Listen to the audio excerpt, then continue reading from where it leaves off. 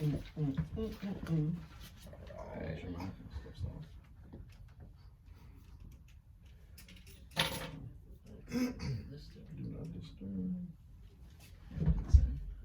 the phone on airplane mode. Okay, but yeah, do not disturb. It's fine. It's actually a sick setup.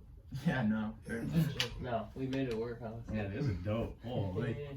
Dawson's Creek. That's what y'all should have named the podcast. You still rap? Yeah. Yep. Man, I'm writing every single day. Yeah, dude. I was literally that's one of the questions. Yeah. It says, I'm just asking us about how you rap and then how you feel about like old music and new music. Oh yeah. So yeah, dude. There'll be a lot to cover for sure. Yeah. We want to know a lot about you. Yeah, and then we got literally like everyone swiped up to it, like, dude, are you actually doing that? Oh, that's like, crazy. Yeah. They're like, dude, I see him all the time, and I've always been like, who is this guy? Well, that's crazy. That's kind of how Marlon and I met. Like, Really? we were at a entrepreneur meeting, conference or whatever, and by Sheila Ellis Glasper. Let me give her a shout out. But I was there, and he's like, hey man, I don't want to offend you, but he was like, are you the guy that walks around town with the weights? And the first thing went in my head was like, why would that offend me? But I was like, yeah, that's me. And then we ended up linking up and just started working on this project. So That's sick. That is awesome. I was like, he has to have a good story. Yeah, right. I thought the more honest I was going to be with my story, I thought you were going to be like, man, this guy's kind of fucked in the head. Dude, that's so sick. Yeah, because we saw that like you blew up after Barstool in 2019. Yeah, man, which is crazy. Yeah, it's crazy, man. Dude, that's sick. That's so dope. Yeah, what was the video that blew up with Barstool? I don't think I've seen it. We kept trying to find it. We couldn't. Okay, find it. there were 3 videos. I think the first one. Yeah, I think the first one was I was walking across. Damn, man, I don't know the name of the street, but I was walking over towards the new apartments, and these 2 guys were in their car, and they were like absolute unit. Look at this guy and all this stuff. So I'll send y'all the video, but it went from there. And then like one of my friends that I went to high school with, he's like, hey bro, he's like, I'm pretty sure you're going viral right now on Twitter. And I was like, he was like, it's some guy working out with dumbbells. I was like, it's probably somebody else walking with dumbbells thinking that they're me or something like that. He's like, no, I'm pretty sure this is you. So I checked it for like 2 hours, and I finally found the video. And then I was reading the comments, and I was like, this is wild. Like, just read the comments of what people honestly think about you that never met you. It was like, damn, I was reading it, I was like, damn, this is crazy. And then I had 2 more videos go viral on Barstool. I think the second one was I was working out with one of my friends, Ty, and they had like a little Snapchat little bar across it, and it was like leave some ladies for the rest of us or something like that. And then the other one, it was like this guy smacks your girl's ass. What do you do? Oh yeah. That one's actually funny. Yeah. Dude, that one's actually funny, bro. Yeah, that one was over by Coco Bolo, so. Chris like, bro, what are you gonna do? That's tough, bro. Like, yeah. No, it was funny. That's crazy. That's so funny, dude. Brian, I'm gonna adjust your thing a little bit, okay? So I don't, because now I got my light blaring. Do you want? I think it'd be good over there. Yeah, you can move it. You know more about cameras. You take any supplements or something? Nope. No, man. I know that one shook No me. supplements? That shook Yeah, me. I'm curious, what is like your diet routine as a Man, see, I'm the past maybe 2 years I've started to eat cleaner because I think it was last year I had a panic attack and I thought I was having a heart attack. Oh. Yeah, and that woke me up because I haven't seen my doctor in 7 years. I was like, man, I don't go to the hospital unless I feel like I am dying. And I thought I was having a heart attack because I slept on the couch. And then I woke up, my left arm was numb. I was like, oh, this is... Yeah, but I slept on my left arm. But I woke up thinking, I was like, this is how I'm going to die? Seriously? So I started eating healthier because every time that I did go to the doctors, my blood pressure was good and whatnot. And I have a fast metabolism. But ever since the panic attacks, man, I started eating fruit to break my fast in the morning. Like, I eat fruit, more coconut water, spring water. Like, I'm selective on the water I drink now. Sure. I water down my Gatorades to like 1/3 of the bottle, and then I put like lemons, like a 1/4 of a lemon in there. And Damn. But yeah, man, mainly I eat chicken. Sometimes I eat fast food. I just cut out Burger King. I cut out Dairy Queen. Yeah, like the really greasy place. Yeah. So your diet before, was that consisting mostly of like carb loading? See, I guess. Yeah. I would just eat, before I would just eat basically whatever. And then I cut out pork in 2020. I'm just more selective on what I eat now. Sure. And then when I cut out things like pork is a good thing to start to cut out with, because almost everything that you eat at a restaurant has pork. And I never realized that until I cut pork out. And so now my menu was like small, Damn, it's easier to pick. yeah. Yeah, but yeah, man, my diet is But bacon though. I cut that. Yeah, man, that was the last thing. Like I made an exception for bacon, and then like maybe 2-3 months after I decided to cut out pork, I was like, all right, bacon's part of pork too. Let me cut this out. They do have turkey bacon too. It's which is alright. also And I eat that too. Cool. I eat that on occasion, but I eat more turkey, chicken, fast food here and there. But like, man, I'm just. So you go for the more like lean meat. Yeah, I just want to live long, man. Eat a lot of fish. Definitely. Yeah, I eat tuna, but I'm starting to cut away from that as well. I don't like tuna because there's like a bunch of toxins. Yeah, see that? Yeah, mercury. Yeah. Really. So, I did not know that. yeah, I'm learning that with a lot of fish. Is basically, you get it from the sea market or you get it from a company, but there's really a hard way to really test, like if the fish has went through like Wow. chemical dumps and stuff. Yeah, no, So that's Yeah. interesting. yeah, 'Cause so I hear all the time like fish and like sushi is supposed to be really good for you. yeah. Well, I feel like it also depends what body of water you get them from. Okay, yeah, that's true. You see, I used to eat sushi too, man. But one thing I learned about pork and sushi, I mean, you're risking like salmonella or worms and shit, like worms. Yeah, in dude. like, Parasites. yeah, Sushi's so man. I was good, like, bro. oh, I'm not gonna take that chance anymore. But Sushi's so fire. But yeah, I used to just eat whatever. But honestly, man, those panic attacks was a blessing in disguise. Yeah. And a little before wake-up that, call. oh yeah, before that, I had epilepsy, which is Holy. yeah, which is crazy because what led up to that was I was with my the mother of my oldest 2 kids at the time, and I was working full time.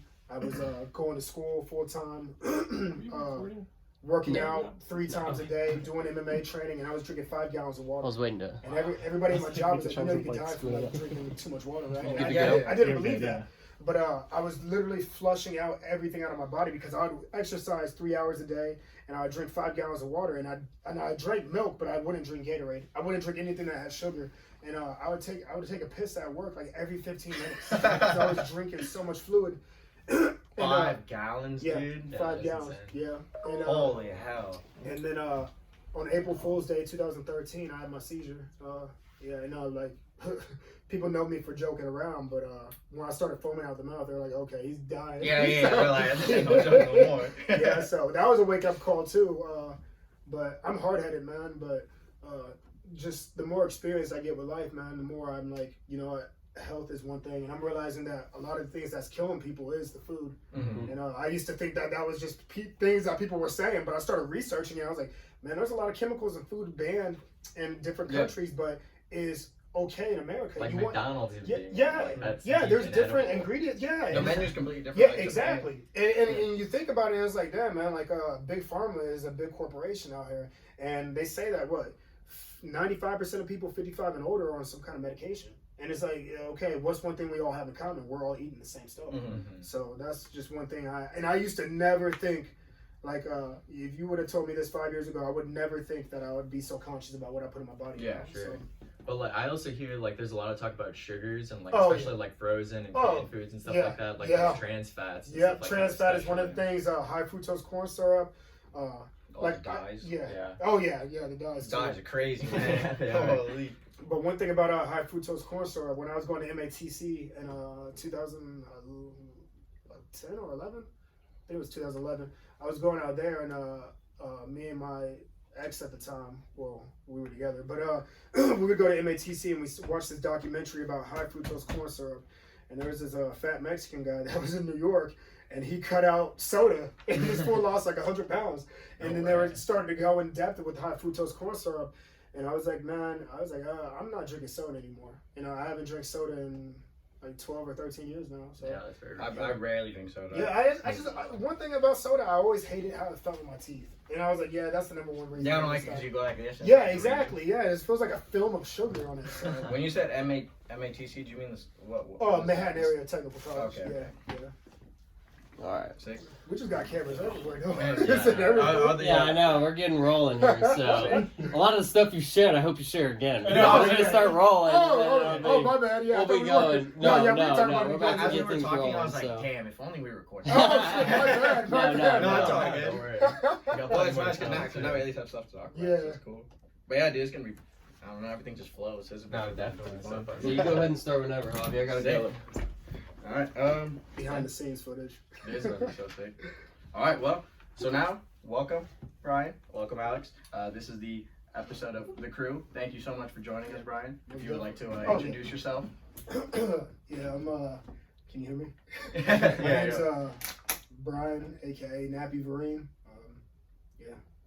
How'd you come up with Nappy? Cause in high school, man, I had like this afro that I did not want to cut, and my afro was hard to pick through, and just everybody was calling me Nappy. Just I had nappy ass hair. Do you still pick? You still have the pick? Oh yeah, I still I see you on Instagram. I always see that pick in your hand. yeah, man, I got the pick. Is that the same pick? Yeah. Wow, it's actually the same. Same one since high school. This one, and then I had a gray one. The gray one, I had Bill Snyder autograph in high school, and I lost it. So, Oh, yeah. I think about to say it's like hung up or something. Nah, Damn, man, dude. That's sick. Well, yeah, dude, it's a pleasure to have you on. Most I definitely. will say, you look a lot bigger in person, bro. You're actually that's massive. good. Yeah. Yeah, definitely. See? Me and Alex, we were talking like right before he came on, like, dude, we've seen him like when we're driving Yeah. by, but imagine us like standing next to him. Dude, That's we're gonna- crazy. Dude, you're huge. Yeah, because I appreciate that, because I don't see it myself. Like, the one thing with bodybuilding is that you deal with bigorexia. Yeah. I don't know if you heard that term. Well, yeah, because you always feel like Yeah. you could get better in certain places. Yeah, and like I literally look at myself and I feel like I'm like 180 pounds. Yeah. And then sometimes I catch myself off guard when I videotape, like when I'm making a recording. I'm like, God, yeah, I'm big. Like, and I gotta see it in my own camera, but with the documentary we're working on, like he would show me some of the scenes, and I was like, damn, I'm really that big? He's like, yeah, dude. Like, You wanna tell us a little bit about your documentary that's coming out? oh yeah, okay, so What's all that about? shout out to Marlon Watson. Sick So cameraman. the documentary is basically everybody knows me in Manhattan, aka Wild City, Kansas, for dumbbell walking. And a lot of people have known me. They all have questions, and they always wanted to know like what's the story behind it, and what keeps me motivated, because I make like a motivational video like every single day. Mhm. I have a motivational video, and I'm always writing motivational quotes. But the whole backstory with the documentary is just like what I've gone through in life and what keeps me so motivated. And the more and more that we've gone deeper and deeper into my past, the more like it's kind of made me realize like, damn, I forgot all about that stuff I went through. But then it kind of brings up those thoughts, and it's like, if it wasn't for those bad times and those times that I was very, very, very depressed and mad and angry, I wouldn't be who I am today. You know. So basically, everybody knows me for the dumbbell walk, but what keeps me motivated is all the stuff that I went through in the past. So. Definitely. And speaking of the past, you use music and weightlifting as a way to cope with your anger and depression. Oh, yeah. Can you give us a little bit of backstory on that? What were you dealing with at the time that made you become the person you are today? It depends on the time frame. Yeah. But the main thing that sticks out to me the most, that like hurt me more than the tough times with living with my mom, that's bipolar and schizophrenic and alcoholic, but I can laugh about it now. But besides that, the main thing that hurt me the most was when my ex took my kids to Chicago. Oh wow. You know, so when she took my kids, man, that was just a pain I never went through. Mhm. That's something that you really can't even prepare for. Yeah. But I just listened to a lot of music, a lot of depressing music at the time would make me feel better. But if you listen to depressing stuff for too long, it keeps you in a depressed state. So I listen to upbeat music. I listened to a lot of positive music, and then eventually I would start listening to a lot of positive music, and then it eventually led into documentaries and then motivational quotes and speeches. But yeah, music and me writing everything that I'm going through, it definitely helped me. I mean, with the bodybuilding and the lifting, it helped. I would take my pain out on the weights, and kind of in a weird sadistic way, I would kind of take that pain out on me. So it definitely helped me, man, from putting my hands on people and catching a charge for something stupid. And Yeah, dude, the gym's a great way to just kind of definitely let everything go. Yeah. We saw that when you were kind of a young boy, you were in like boys' homes and all that. Could you Yeah. kind of tell us like exactly what a boys' home is and how all of that works? Okay, a boys' home is a group home with nothing but boys, troubled teens. Mhm. I mean, even people that are younger than teenagers. And the place that I was at was in Junction City, which is like the town like 15 miles away. And the person that was in charge of that was Mr. Barry. And I was in the boys' home 3 times. The first time was me and my mom got in a. I think the first time me and my mom got in a fist fight. It was over the All-Star game. I wanted to watch the All-Star game. So she, I just knew that if I kept constantly calling her the B word, that she would either be like, just leave the house. But that didn't work that time. She ended up, got tired of hearing it, and she swung on me, and we ended up fist fighting. Oh, man. And whatnot. So she went to jail for that. And for years, she thought I set her up. I wanted to leave to watch the All-Star game at my friend's house.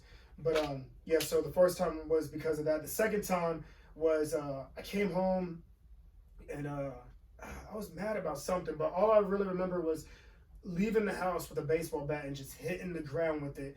And these lawyers across the street, because we lived on 6th and Colorado, which is right across the street from the small municipal court. Okay. And these lawyers were looking at me. I was like, I gotta watch my language, but I was like, what the are y'all looking at? And I called them the F word and all this stuff. But and then I left to my friend's house, and I came back. The cops were waiting for me, and Damn, I was just going off, and like this one black cop, I remember, I was just going off with my mom and whatnot, and he grabbed me by my collar. He's like, "You don't talk to your mom like that." And like I was in shock. I was like, "Man, I thought y'all could have put your hands on me." So the first time I was in the boys' home for like 3 days. The second time was a week, and then the third time was 11 months.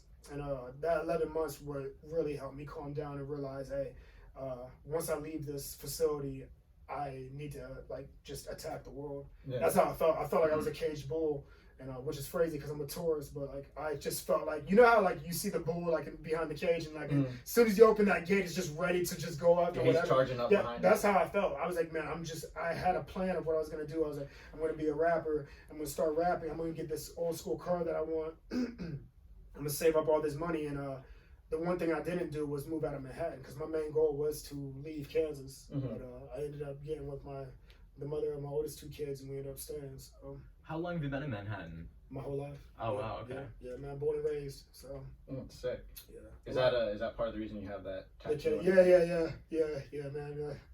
That's the main reason. How old were you when you got the Power Cat tattoo? 26. 26. Okay. Yeah. Was there something that specifically influenced it? I think I was 26 or 27, something like that. But, Yeah. man, because once I started doing tournaments, one thing that you see a lot of guys like with tattoos and whatnot, 3 or 4, like tattoos tatted on their hand and whatnot. And I just wanted to let people know that, hey, wherever I'm at, I need them to know where I'm from. And I'm just very prideful of where I'm from. So, that's one thing that I dealt with from being in boys' homes, from being in juvenile detention center, and being in the KU Psych Med facility is I was the only one from Manhattan, or the very least, I was the only one from Manhattan. Like when I was in the boys' home, everybody was from Kansas City, Topeka, Wichita, Dodge City, Osage City.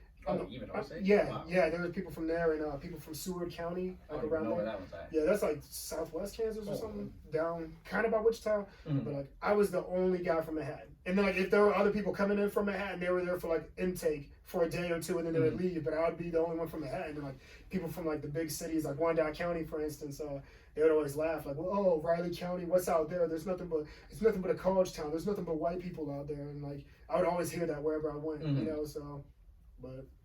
Yeah, I mean, we're kind of in like the middle of nowhere, so That's what people think until like I met a lot of people that came out here from the military. Like one thing they never expected Kansas to have like kind of a little bit of diversity. They think it's just nothing but farmers and Wizard of Oz. Yeah, but that's literally what they think. But, That's what I expected. oh, seriously? But yeah. Yeah, dude, I feel like everyone just kind of has a completely different picture of Kansas, and then you come to Kansas, and you're like, this is not at all what I thought. Yeah, because the crazy thing is, my mom didn't want to come to Kansas because like majority of my family is from North Carolina and South Carolina. Mm. And what brought my mom out here is her mom passed away when my mom was 14. Okay.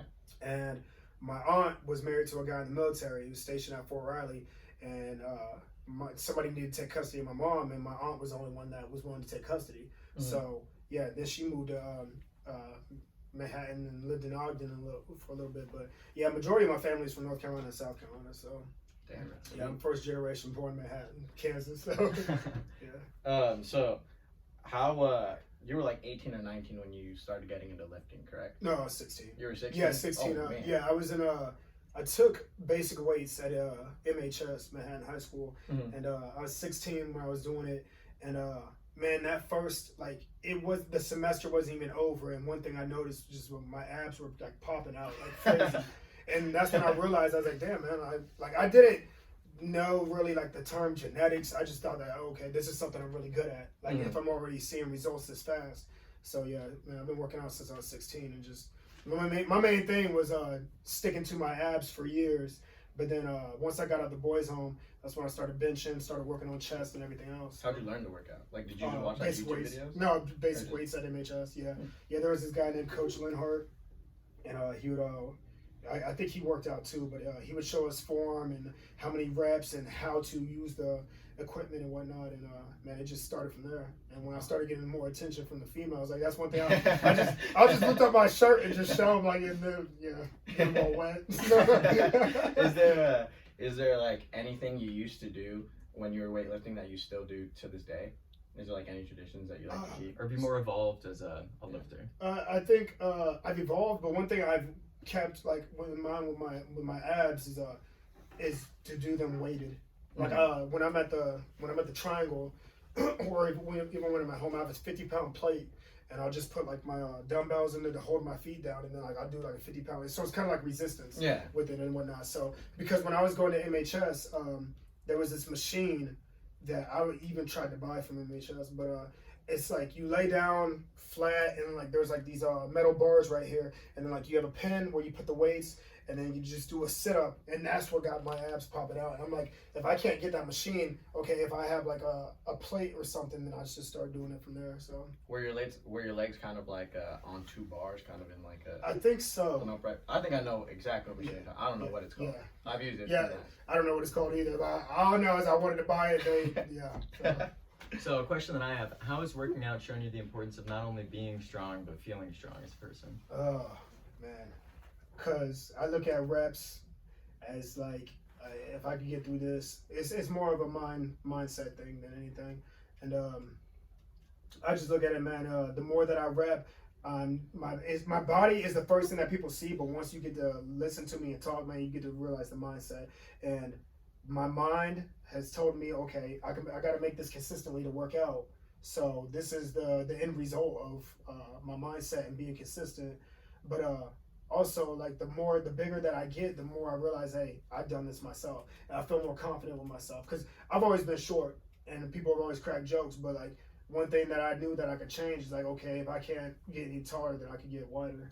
Sure. So I started just lifting, and it made me realize, hey, I'm seeing my results every single day. I got myself here, so I know that if I could get myself here from being 135 pounds, graduating high school, then I know I can do anything. So that's my main thing is, I tell everybody, is really mind over muscle. Like you have to have a strong mindset, and I've heard a lot of doubts. People say there's no way you can get over 200 pounds without taking supplements. There's no way you get it. But man, I used to eat like honey buns and ramen noodle like every day during break, and like I would feel it in my like physiologically. My tongue is all dry. Yeah, physiologically, but yeah, man. Now that I eat cleaner, but yeah, man. Just seeing your results every day is just a reminder of like, hey, man, if you could make it through this, and you can make it through anything. And that's one thing I tell myself all the time. And like, there's a lot of people that ask me if you take like pre-workout or anything. I tell people my pre-workout is music. Like I'm blasting the music in my car before my workout to get me hyped up. So you take no supplements? No supplements, no powder, nothing, man. I just no vitamins in the morning? No, man. That's insane. Now, is that a moral thing for you as a lifter, or is it more like a health thing? I think both. Yeah. But one thing, it's just more empowering to me to know that, hey, what everybody says, oh, there's no way scientifically it says this. well, how do you know? How do like you're going off of what some scientists are saying? You're not going off of what you are going to prove to yourself. That's the way I look at it. It's way more empowering to me to know, like, hey, I've made it through this boundary and that boundary, while everybody was saying there's no way that could happen.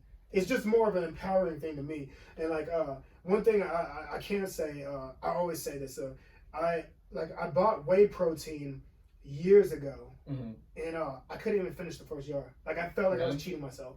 Yeah, I couldn't even. I was like, I felt like I was cheating myself. So, but yeah, man, that is just an empowering thing to me, man. To know like, hey, you have to do some unique, incredible workouts, man. You got to push your body to the limit. Like my arms are fucking burning every time I do a workout. And my bad for cussing. My arms are burning, my legs are burning, everything's burning, man. I want to feel like I'm in pain, like bad pain. No, that's definitely admirable. I want to feel like I got hit by a car by the time my workout's done. So can you tell us about like your workout routine? What's that like? Okay, so like Mondays is usually arm day. So I do like mainly I do push-ups.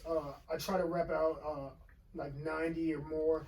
Oh and, man. Yeah, but 2 years ago I was on a road to my little like personal record was my road to 200 push-ups. I think the most I got was like 153 in one sitting. Yeah, Oh yeah. my God. And but I want to work my way back up to that, man. But when I started having those panic attacks, man, it kind of helped me push back a little bit, man. Because whenever my left arm would like kind of like be in flames or whatever, I felt like, oh, I'm about to have a heart attack. So Could you kind of go into your panic attacks? Like, do you have any idea how those started, or? I like think the I'm origin of them? just super obsessive over like my health and like whatever. And since I know too many people that have health problems. My uncle passed away. The mother of my oldest two kids, she passed away from diabetes, and it just and everybody else that I know, they have somebody in their family that's on some kind of medication. High blood pressure, diabetes is like just a common thing now, and I think I just work myself out whenever I deal with something that my body's feeling different, and I'm like, oh man, here we go. But when I was going to when I did see my doctor, because I tell him, I was like, hey man, my heart, I'm having palpitations, and they did all this like they did blood work, they did urine work, electro EKG and all this stuff. And everything came back fine. He said, "Man, you're perfectly healthy." So it was all a mind thing, and that also made me realize, hey, if I'm working myself up, I'm telling my body that I'm having a panic attack, and I'm working myself up, then that also shows you the power of the mind. Yeah, you're manifesting. Oh that yeah, stress exactly, onto yourself, exactly. Yeah. For sure. I feel like that's how supplements work. I feel like if you really think that they work, Oh, it's they'll placebo. fucking- Yeah, it definitely is. Like me and Alex, we do you have any idea like ashwagandha is? No. So It's like a general wellness Sounds like sage. supplement. Sounds like a sage. Yeah, it does sound pretty yeah. similar. So it's but- like a root pill. But me and Alex, we just saw a bunch of things like about like ashwagandha. So Yeah. like, let's try it. Honestly, I feel like it. Yeah, kinda no, works. I mean, for all we know, it's placebo. Exactly, So, that's what I'm saying. the thing is, we'll But it's because we think it works. It exactly. probably We'll works. pull out the jar in the morning and we'll be like, "Hey, is it a 1 pill or 2 pill kind of day?" Yeah. Wow. We'll go in. But- General wellness yeah. helps everything, but either way. What is it? So it's categorized as a stress reliever. Oh, so okay. it technically takes your stress down. So then you produce more testosterone. Oh. So it helps you in the gym because then you know testosterone Oh. increases your muscle mass. Yeah. So that's why I started taking it. But then me and Alex, because there's a side effect that it's like it makes you like kind of emotionless. So me and Oh. Alex were saying if it works. I feel like the side effect isn't really a thing. I guess it but, would, like- it would make you more like introspective. Yeah. Just because of how much it dumbs down your sort of. It's kind Okay. of it's not like it's like Stress. you're just mellow all the time. Oh, yeah, okay, okay. exactly. But like I don't know. I feel End up like killing your roommate. No, oh, no, yeah, no, no, it's never like that. It says here, ashwagandha contains chemicals that might help calm the brain, reduce swelling, lower blood pressure, and alter the immune system. So it's just stuff like that, just all around general See, wellness. that kind of reminds me of like Adderall, because I was messing around with this one chick, and she would always, because like my mind is always running. Like I'm always doing something. That everybody would tell me like to relax, and like I just found out last year that I've had ADD since I was a wow. kid. I just thought I was just hyper. I just didn't know I had a term for it, but this one chick that I used to mess around with, she was like, I'm telling you, if you take Adderall, it'll calm you down. Like, if you think you focus on your songs now, you're definitely going to focus on it. I was like, no, I'm good. Because I've seen, like, I grew up with a bunch of like my fools that I grew up with. Like I saw them start off with weed, and then it went from like pills and snorting, and then the drugs got heavier and heavier. And I was like, man, I don't want like I have addictive personality. I don't want to like take something and I like it, and then all of a sudden like I'm a crackhead. I went from lifting weights, and y'all see me like lifting pipes on the side. Like I just don't want to. I just don't want to do stuff like that. Oh yeah, and that's what I was getting at. Like with my doctor, after they made sure like everything was good on me, he tried to prescribe like some kind of medication. I was like, man, and I told him the same thing. I was like, man, I'm scared about that stuff. Like I've seen too many people pop pills, and he's like, oh man, this stuff's not addictive and all this stuff. And I was like, nah, man. So I just built my mindset up. I'm like, you know what? Because I didn't want to. Let's say I did take the medication, and then I become dependent on it because anything could be addictive. Yeah. That's my. I feel like if you think it's addictive. Yeah. So it's like, what if I have a panic attack and then I run out of this medication, and then my panic attack gets 10 times worse. So I just started working with it. I was like, you know what? If I feel like I'm gonna have a panic attack, I'm telling myself I'm too healthy. I'm too young to die. All this stuff. So I work myself out of panic attacks. Are you one of those people that like you don't like taking like Advil or like just any medication? No, man, no. Huh. No, I don't take any of that stuff, man.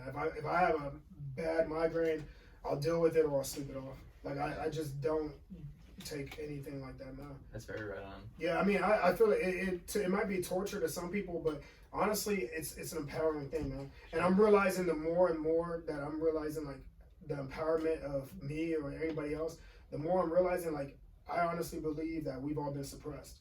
Because if there's people telling you, scientists are telling you this, then your mind is locked of okay, they said that this can't happen, then I can't do it. It's just like the whole myth with you can't run like a 4-minute mile. I don't know if you guys ever heard that, but like for years, like it was said it was impossible to run a 4-minute mile. Yeah, I think his name was like Roger Bannister, one of my favorite motivational speakers. Les Brown talks about it. But for years, it was impossible to run a 4-minute mile because researchers and scientists were saying your heart would explode, and now everybody's doing it. Yeah, it says that the record holder has a time of 3 minutes and 43 seconds. Yeah. Wow. So imagine imagine how many people were afraid to run that 4-minute mile because of what somebody else was telling them. That's the way I look at it. Like, you know, because I've heard all types of doubts and, you know, people talking about Manhattan being a black hole or me getting to a certain weight and just all types of stuff. What's the biggest doubt that someone's told you that's like really like pushed you to become better? There's so many, but one thing that sticks to me is this one guy. I considered him a real good friend for a while. I would go to his house, meet up with him, go to his church and everything. And when he told me that some of the things that I say I want to do sound unrealistic, I kind of cut him off. Because it's like he reached out to me because one of his friends found me. One of his friends knew me from the music, and he saw me working out at the Triangle, and he added me on Instagram. And then then this guy added me. He said, "Hey man, I want you to do perform for my birthday party and whatnot." So me and him ended up being like good friends, and I would go to his church and whatnot. And he was inspired by the things that I do and why I work out and whatnot. And he heard my story, but then something just fucking flipped on him, and he was like, "Yeah, it kind of sounds like some of the things you want to do are unrealistic." And I was like, "Man," I told him, I was like, "Man, that's like spitting in my face. Yeah. Like you might as well call me the N-word and spit in my face." That's how I feel when somebody doubts me. Sure, but at the same time, what a great obstacle that you've overcome looking at where you are now. Yeah. Like that's a great motivator in itself. And that's what blew my mind is like he was like he heard my story of all the things that I went through, and it's like, why would you doubt me? Sure. After hearing all that stuff and like you, so. Yeah. No, definitely. But one of the things, honestly, it's probably 17 years of living with my mom. Like honestly, like because I thought she was just a crazy black mom. And then once I got older, I realized more and more people, more and more adults are telling me that they knew she had schizophrenia. And I didn't believe that she was an alcoholic until my ex told me, "I think your mom's an alcoholic." Because my mom was like, "I'm not an alcoholic. I could go to work and come back home and all this stuff." And she was a functioning alcoholic, and then it just got worse and worse and worse. And now she has diabetes and PTSD like crazy. And so where is your relationship with your mom currently? Is there still that separation, or yeah, I tried to come to terms? I stopped talking to her for almost 2 years. Dropped my guard. Went to talk to her, and it's like I tried my best, man. In 2020, I was going to JC and posting up flyers with her picture and everything, saying like, "Please stop selling my mom alcohol." You know, because she has jaundice too. Her eyes are yellow, and she's an alcoholic. And I would go in there and talk to some people. And there's this one lady that talked to me, and she was crying because one of the people that she was in a relationship with was an abusive alcoholic. Oh, man. And 2 of the stores decided to, you know, stop selling it to her, but she's still finding it. Yeah. Yeah, I get that. Do you have any brothers or sisters? I got 4 younger sisters. Oh man, how are they? Do they still live in Manhattan or? 2 are cool, 2 are crazy. No, my oldest sister, not my older, because I'm the oldest, but my oldest sister lives in Florida. One just moved back to Manhattan. One lives in Junction City, and one I haven't talked to in like, maybe like 9 years. Oh wow. Yeah, last I heard, she was living in Topeka, but yeah, which is crazy. With the story with her, she's always been the crazy one, but she this might be a little off topic, but her, I think they were engaged. Her fiance, like, he like blew his brains out in front of her. Oh my god. Yeah, and they had a kid. But here's the crazy thing: me and all my sisters thought that she drove him to the point of killing himself, because she's that kind of girl. Like, she would drive you crazy. But now he had really bad PTSD from the Army, and she had to go to a psych ward after seeing that. Like, he took an AR to his head. That's terrible. Yeah. Oh man.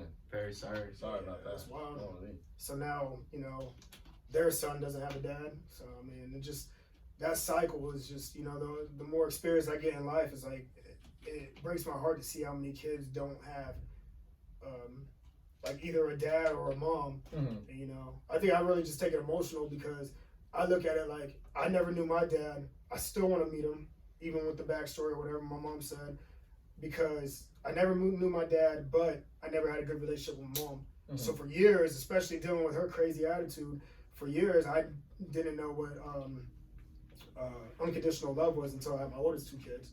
And then my ex took my kids from me.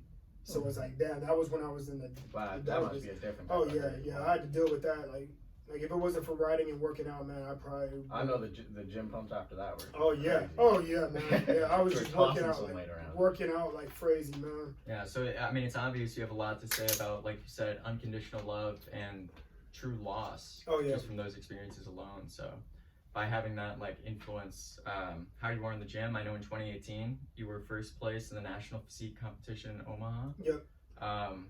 What pushed you to go after high achievement like that?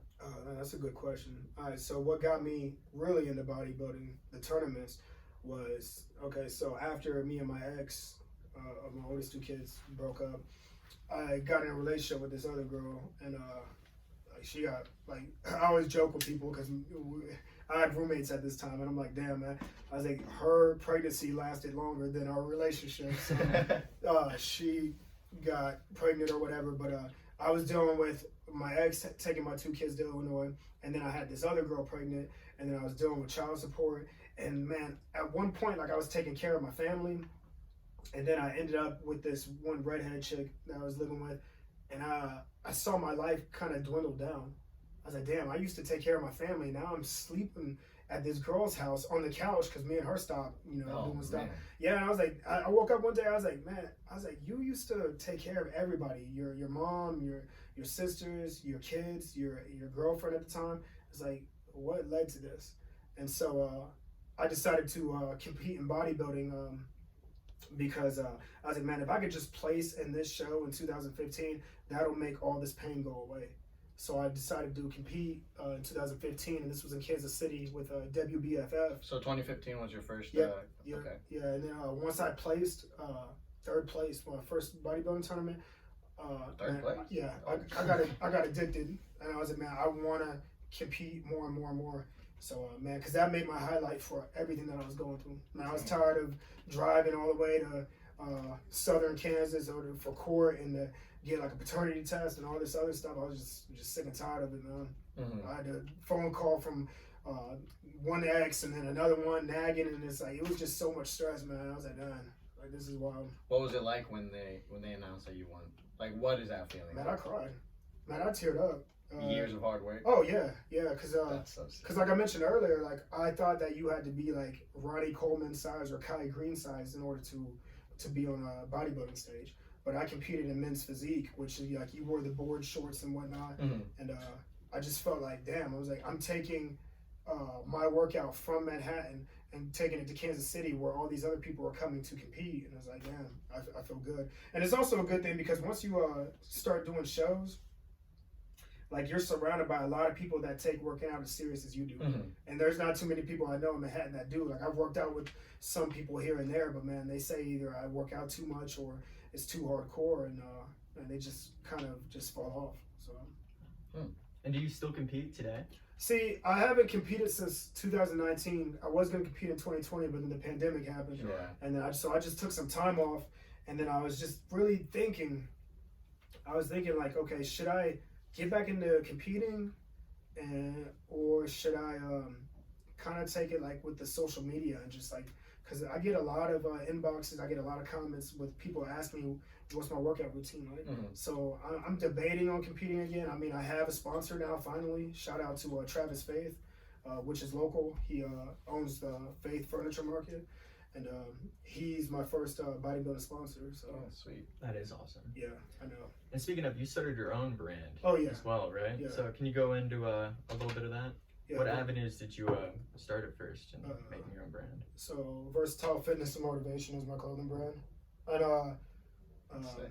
so what got me into that? I just got tired of spending my money on like all these companies that really don't know me or care, and I just wanted to spread like when I first started doing it, it would be like motivational quotes and whatnot to keep people motivated. And what I went through with that is that in 2018. The job that I was working at for 10 years, AgPress, shut down. So I started to work at GTM/Champion. And I wanted to work there to get to know how the shirt industry works and whatnot. So once I started working there, I just linked up with them and saw how they make the shirts. And they just went on there and started to make like an online brand for me. So Is that screen printed on? yep. Oh, dude, I used to work at a it's called Honor. It's like Honor Shirts. They're in Junction City. Oh, okay. I actually used to do screen printing on shirts. Yeah, see, and I didn't know how they got it on the shirt. Like I thought it was like stitched on or whatever. No, dude, it's But, actually yeah. pretty hard. Oh yeah, yeah. Like, I remember I'd stand back there. I'd do screens on shirts for a while, and then I'd be in the back room just spraying them off. Oh with yeah, that hose yeah, for that's like an hour. spraying. Yeah, man. Yeah, and then you get the bleach on your clothes. You're like, well, there goes another shirt. Yeah, that's what I was doing at GTM. But yeah, man, I eventually just want to, take it. My whole thing is to get out of the 9 to 5. Yeah. And one thing I realized about that is like you tell people your dreams and they feel like they kind of doubt you, but then you tell somebody you're going to college and they're like, oh man, yeah, it's 100% from here. And it's like, no, seriously, like I tell everybody, like I know some people like they see the results that I've came with since like each job that I've been at, and that's one thing that's always like kind of mind boggled me is like every job I've been at, the managers or the owner of the company is impressed by the things that I do. I'm like, you know what? Maybe I'm too big for this working stuff. Sure. Like it's like if this guy is running the company and he's impressed by what I'm doing, it's like, man, I gotta take this like further than what I'm taking it. So Definitely. No, I hear that. That's awesome. So other than shirts, I know you got like a book. yeah, I got like over 20 books. But my main book is I Am the Dumbbell Guy.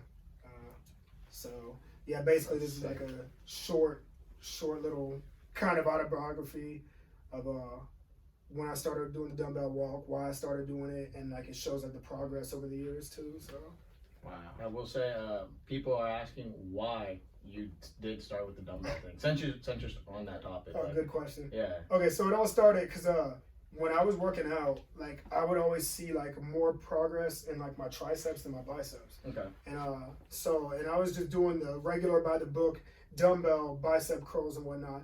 And one day I was living with the mother of my oldest 2 kids. We were living on Juliet Street and north of Juliet Street. And I was in the basement apartment and I was just like standing there and like, doing bicep curls and whatnot. And I told her, I was like, I think that I could get more reps in if I'm walking for some reason. And so I tried that out the following weekend. And I used to do it around City Park. And then I was like, you know what, I need to walk further with this. And then I just felt like, my arms and my traps and everything was just burning. And I just started going from there. Yeah, because you're basically doing like a farmer's walk. Oh, yeah. all the time, too. Oh, yeah. Blood Man, flow and all that. oh, too. yeah, you're working on everything. Yeah, man. you're even getting a leg workout. Yeah. with it. Oh, yeah. Yeah, you are. Yeah. And so I started going from there. But it's crazy because people used to laugh at me at first when I was doing it because I was very lean. To some people, I was too skinny. But now, years later, like, you know, some of those people are asking me for workout advice. I'm like, you know, obviously it's consistency. Y'all used to laugh at me, though. So, but yeah, man, that's what got me into it. And like, I just like the way that it felt, man. I felt empowering, and like I would be walking, and I was like, okay, you got to make it past this tree. If you don't make it past this tree, which here's another sadistic mindset thing I have, is that I would to push me through that workout, even when I wanted to put the weights down. He knows where I'm going. Whatever I needed to get past, I was like, all right, man, your girl's cheating on you. No.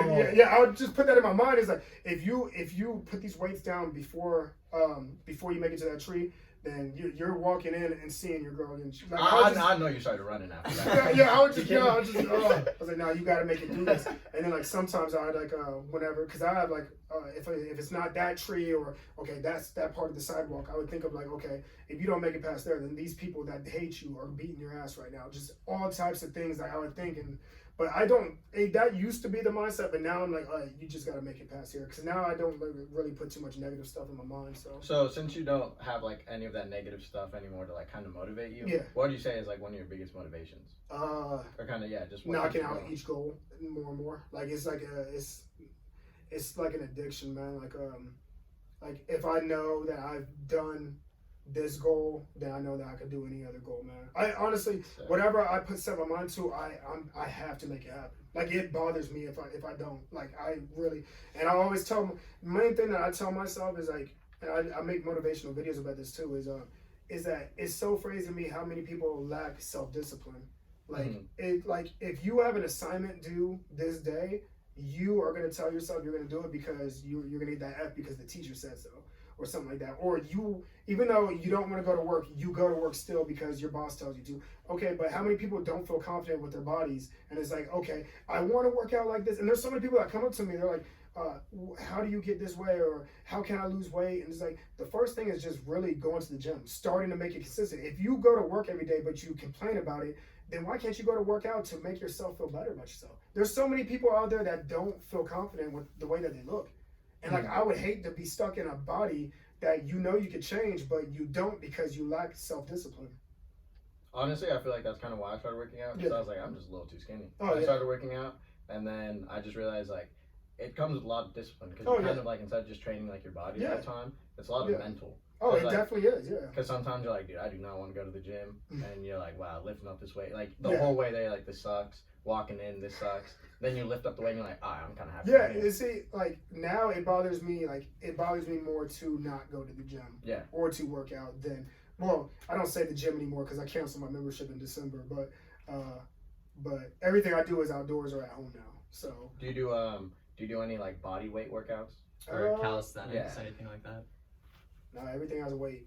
Everything has a weight. No, I would say, everything has a weight, or because my lunges or dumbbells, my squats. I was doing body squats on the weekend, but now I just do bar squats. I think everything involves a weight now. Free weight is what I like.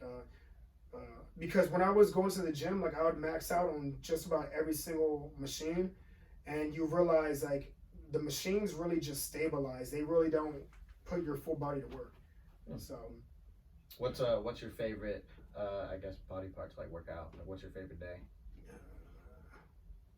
See, if you would have asked me this like 3 years ago, I would say chest. I would say dumbbell, but now everything. Really? Yeah, I've become more obsessive over my legs now, like recently. That's what I'm talking about. Yeah, because like I hear jokes here and there about my calves, but what's crazy is, man, my legs are strong, very strong, but my calves are like lack the most growth out of anything. Like everything else grows, but you can't really grow your calves that much. I mean, calves are mostly like genetics. Well, I hear people say that, but like I could feel they're getting bigger. Like, dude, I work on my calves all the time, and like my calves are pretty strong. Well, pretty, like, see, the people that I know that have the best calves aren't bodybuilders, which is crazy. Like, there's this one guy that used to go to the gym, and like I asked him one day, I was like, man, how did you get your calves that big? He's like, man, soccer. I was literally about to say a lot of soccer. Soccer, and I was like, oh shit. That's really why my legs are pretty strong, because I just play soccer. Okay. I played soccer, every year till senior year. Yeah. So I played club soccer. Why don't you play now? It's for my meniscus and my ACL. Oh. Yeah. Yeah, dude, it was terrible. I bet. tore my meniscus, and then a little bit after, like 5 months after, I tore my ACL. Oh And then man. I was like, yeah, you know, I think I'm gonna have to hang up the boots. Yeah. Wentz early retirement. I should be in the MLS right now, but you know. Oh yeah. Damn, that's wild. Yeah, dude, it sucked. I was kind of just like wheelchair bound for like 6 months. Well, I wasn't in a wheelchair because it's like your meniscus, so Yeah. like this is like holds all your body weight. Yeah. So like once you tear it, you can't like walk on it. Ooh. So basically, like mine completely snapped. Like it wasn't Dang. like a like little partial. Like it completely snapped. So for like 2 weeks. Like in the middle of playing soccer, or what? Yeah. So I went for a free kick, and as soon as I went for the free kick, Oh. it just snapped. Man. And then my whole band came off, and I'm not gonna lie, I was crying, dude. That thing hurt Yeah. so bad. And then I was just hanging out for a little bit, and then I went to the doctor. He checked it out, and he's like, "Dude, your whole thing's gone." So for my whole meniscus was gone. So Yeah. for a while, it was really like my bone just rubbing against each other. Oh man. Yeah. And then I had to get surgery, and then you can't walk Yeah. for like 6 months. So I had one of those scooters, you know, you put like your leg up and Yeah. you scoot. Dude, those things were sick. I'd go to class and like they'd be like, "Oh, you can be late because like you know Oh I yeah. can't Yeah. walk." So like, Yeah. I would go, I'd get out of class early, I would start drifting on that thing. Wow. Dude. We'd go down the halls and I'd be like, "Hey, bro, push me." See how fast I can go. And then he'd push me, and at the end I'd be like, "Er," and I'd like. That reminds me of those like electronic chairs at Walmart. I Oh, remember yeah. When I was like in Yeah. middle school or something, Oh, yeah, I just yeah. hop on those things so fast I can get on the aisle. Dude, those things are so sick. But let's go into our "How do you feel about it" segment. We're gonna list you a few things before we go into some fan questions. So the weather getting warmer. How do you feel about it? Feel good.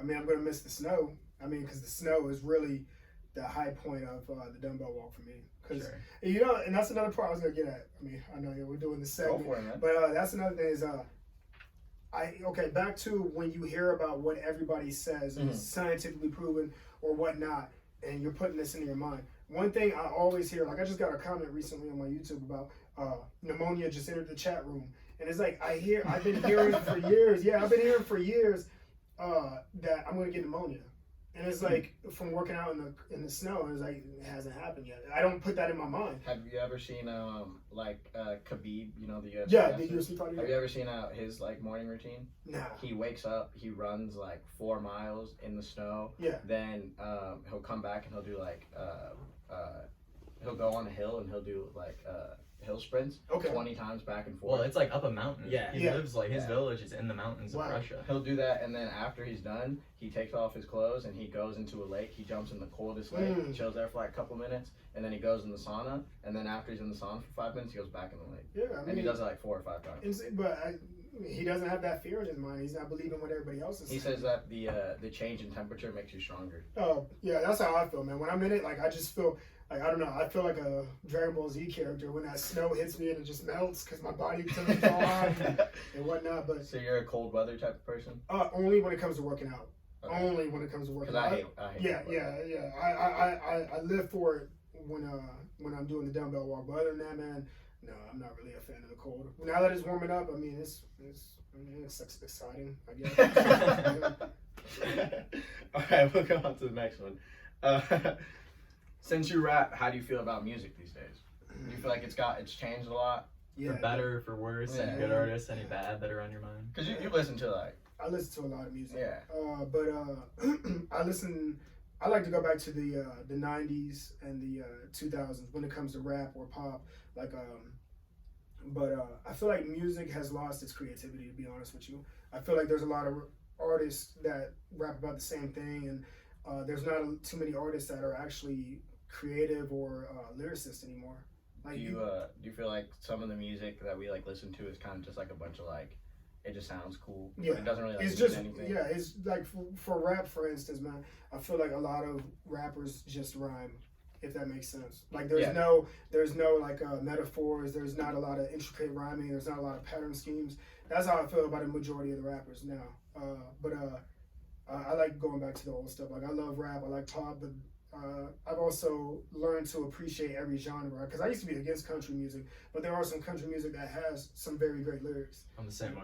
Yeah. I used to hate country. Now I love country music actually. But old school rock. But man, and everybody will tell you. Like I talk to the older people about it, and like everything now has basically intertwined with pop. Like everything is just pop now. Like country pop. You have rock that's more pop. You have rap that's more pop, and it's like I miss the original old rugged stuff. Yeah, So, kind of like music today being more of something that they can market rather than Oh something yeah, you could feel. yeah, exactly, Yeah. man. And it's just crazy because when you listen to somebody that's underground, it's like, damn, this is what got them signed. But once they get signed, it's like they completely switch their style. And they go downhill. Yeah, completely. like man, See, Alex is pretty good to talk to about music because he actually has his own band.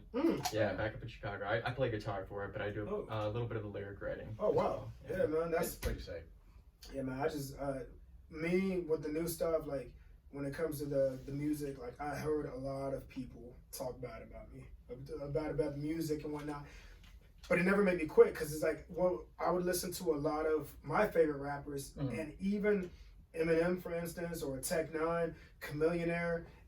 All of these people were saying that they would doubt it and said that they would never make it at 1.2. I'm like, damn, these are like some of the best rappers, and it's like even they were doubted, and it's like, you know what, this is what's pushing me to go harder.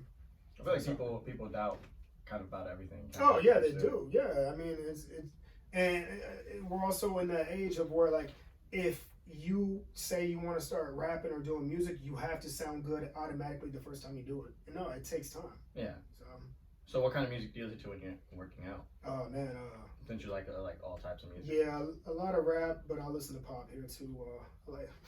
I like Britney Spears. I like I do, No man. shame, no I'm not shame. gonna lie, man. I like her. But I like a lot of old 3 6 Mafia, a lot of old 50 Cent, Tech Nine, Eminem, Big L, Lloyd Banks. I listen to a lot of Lloyd Banks. Montana 300. Montana 300. Oh yeah, that fool was nice, man. He's from Chicago too. Yeah. So Damn. Okay. So you listen to. I listen to a lot of lyrical rappers. Like I love lyrical rappers, man. So like new school, do you ever listen to like I guess like nowadays you could say like J. Cole? Oh yeah, lyricist? he's one. Yeah, he's Maybe one of the few lyricists that are out now. Yeah, I like Kendrick. Drake. Yeah, I like Drake's stuff. I like him more as a business and trendsetter.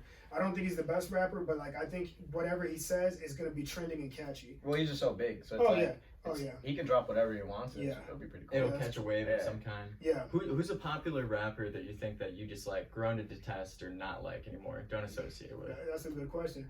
I would have to say mainly I'm gonna say as of recently Eminem, man. I had to cut him off because he was one of my favorite rappers for a long time. Eminem and Nelly, because I see a lot of the satanic stuff they've been doing lately. And here we go. Like I used to never think that I used to think that Illuminati was just something that a lot of people talked about. But then you see a lot of these videos that are going viral, and it's like, man, Eminem on his YouTube is blatantly putting out the devil horns on his YouTube channel, like on his back screen. And it's like I listen to some of his lyrics that sometimes pop up in my head. And like he literally calls himself the Pied Piper, and the song "Lose Yourself." And then he also talks about how he sold his soul to the devil. Snoop Dogg says the same thing. It's like, how much stuff do you hear in the industry, in the mainstream industry, where they're talking about the devil? And like now, like I don't want to put that in my head. I don't want to recite these lyrics because I really think about stuff like that too. And like I've just become very, very deep into the mindset because like one thing that I do every single morning is I type my dreams. I type my dreams and then like I go back to like, okay, what started this dream? And it's like the mind is subconsciously picking up on everything that you do, see, hear, and it's like now I'm just really cautious about what I speak about now. Because I used to think that people that would speak in third person were wild. But then you realize like you're hearing yourself say this. Like it's just like an affirmation. Yeah. Like a lot of people thought Mayweather was cocky, but look at the things that he's accomplished. Because he thinks he believes he can. Yeah, exactly. And man, you got to tell yourself that you can. So since you come up with like every day you post a lyrical, like a nice quote on Instagram. I'm not gonna lie, they're pretty sick. I watch them every day. How do you come up with that? Is this like things you just see or like? Everything inspires me, man. I can hear something on YouTube or something that I dreamed about, or I needed to finish this rhyme that I have on my piece of paper, or just everything, man. Because you just get into a flow of where you do something consistently, it just comes to you so easily. Like I have like hundreds of motivational video ideals that I need to go through. But man, sometimes I'll be working out. I was like, okay, this popped up, or somebody said this on a podcast, or I saw this girl or this guy walk by and inspired this, and so I just started over. Yeah, like there was one I think a couple days ago where you were saying like how it's crazy the times we live in because you can make money literally doing anything. And then I thought about it, and I was like, damn, you could really just hop on your phone, make a couple few bucks. Yeah, man, it's trueness. Yeah. Like, I don't know, sometimes I watch those things, and it kind of brings you back to life. And you're kind of like, I don't know, it kind of makes you open your eyes and realize, like, there's a lot more going on. Yeah, definitely. I know you have your brand and everything, but, like, what other hustles do you have, side hustles, that are kind of helping you break out of this 9 to 5? Okay, so I got a lot of... Do you know what I'm okay, so basically my books is one thing, my clothing brand, but the main thing that's making me money right now is OnlyFans. All right. That's it. Yeah, that's the main thing right now. But yeah. So, but once I get, because I'm working on 2 children's books after I say OnlyFans. I'm working on these 2 children's books, and I really plan to hustle these books out, and with the music, once I get the new music out, man, because I'm super excited about the new stuff. Like I know everybody says, oh, I've gotten better, but like, man, I needed to hear that criticism. I needed to hear all of that in order to improve myself, because I don't quit, man. Yeah, it's good when someone actually like tells you straight up. Like, oh yeah, no, yeah, it's good when people like, they literally, like, when I would sell my CDs in JC, like, there would be some people that came up to me and like would tell me how whack it was, or like they would treat me as if I was the one that was fucking their wife. Like, they would really have that much aggression towards me. And I'm like, you know what, I'm gonna prove this person wrong. Like, I needed to hear that, because too many people have yes men, and I needed to hear it like that. So I just started writing every single day, man. And there's things that, like, I impress myself. I'm like, man, I haven't heard anybody say it. And like, I just want to be the most creative, because anybody could rhyme. I want to say something that's so clever and catchy. It's like, how did he think of that? Yeah, you know? Actually add weight to the words you're putting on the paper. Yeah. That's sick, dude. That is sick. So next on the segment, how do you feel about K-State basketball? I know we're going pretty far in March Madness right now. Yeah, I am happy for us. Yeah. I'm happy for us. We made it, So, I mean, we knocked out KU, and, man, I'm just hoping that we take it all the way to the top. Are you watching the game tomorrow? Oh, man. Michigan? I don't know, probably not. I probably won't watch it, but I'll hear about it. So, Sure. Yeah, I'm rooting for my team, so. Dude, I can't wait. All right. Let's see. So how do you feel about the Kansas State community as a whole? I personally feel like we have a very good just kind of community here. I feel like people look out for each other, especially when it comes to like sports. I feel like sports is kind of where we all kind of come together. But how has like it changed since like 2013 and since you've been here? How have you seen it like kind of evolved and change? It's definitely been a lot better. I mean, it's grown, it's blown up. It's gotten a lot bigger since I was a kid here. But one thing I've also noticed is that the more that I change my mindset, the more I realize that, like, I'm attracted to more people. You attract the people that you have your mindset to. And back then, man, there's so many of my old friends that I stopped talking to, or I ended up hating Manhattan because of them. But then I feel like now, like, there's more people that are supportive that don't know me and didn't grow up with me than the people that did grow up with me. I feel like it's a good community, man. Like, I mean, people just want to see you do good stuff, man. And when I was doing bad stuff, it's like, man, that's the stuff I was doing. So. Oh, that is sick. So, this is a popular figure that has been getting a little bit of attention in the media recently, but how do you feel about Andrew Tate and how he motivates people? Honestly, man, I agree with, like, a lot of the stuff that he says. I really do. I think he's a little bit harsh on when it comes to the topic of women, but I agree with a lot of stuff that he says, and I think that people need to be more open and honest, because I tell everybody, man, we are slowly losing our freedom of speech, and we don't even realize it. You can't say anything without anybody offending you, but without anybody feeling offended. It's like, I thought we had the freedom of speech. Let him speak his mind. I mean, he's saying stuff that needs to be said because we are being conditioned to be a weak society. And it's sad, man. We are so mentally locked that we don't realize it. Like, and that's one thing, like, I've realized is we've just been severely suppressed. And, man, the more and more that you believe the things that we've been taught since a little kid, and there's a reason why they teach you these things, and then once you get out in the real world, like, you realize, man, that's nothing like what I believed or what I was taught. Man, I agree with that, man. So it's just sad because, you know, if you have a very expressive opinion that needs to be heard, like, why should a person be, I mean, he's not really being racist, or, I mean, he's a little bit sexist, but, like, what else is he doing besides telling men that we need to stand up and be more masculine? Yeah. You know, so.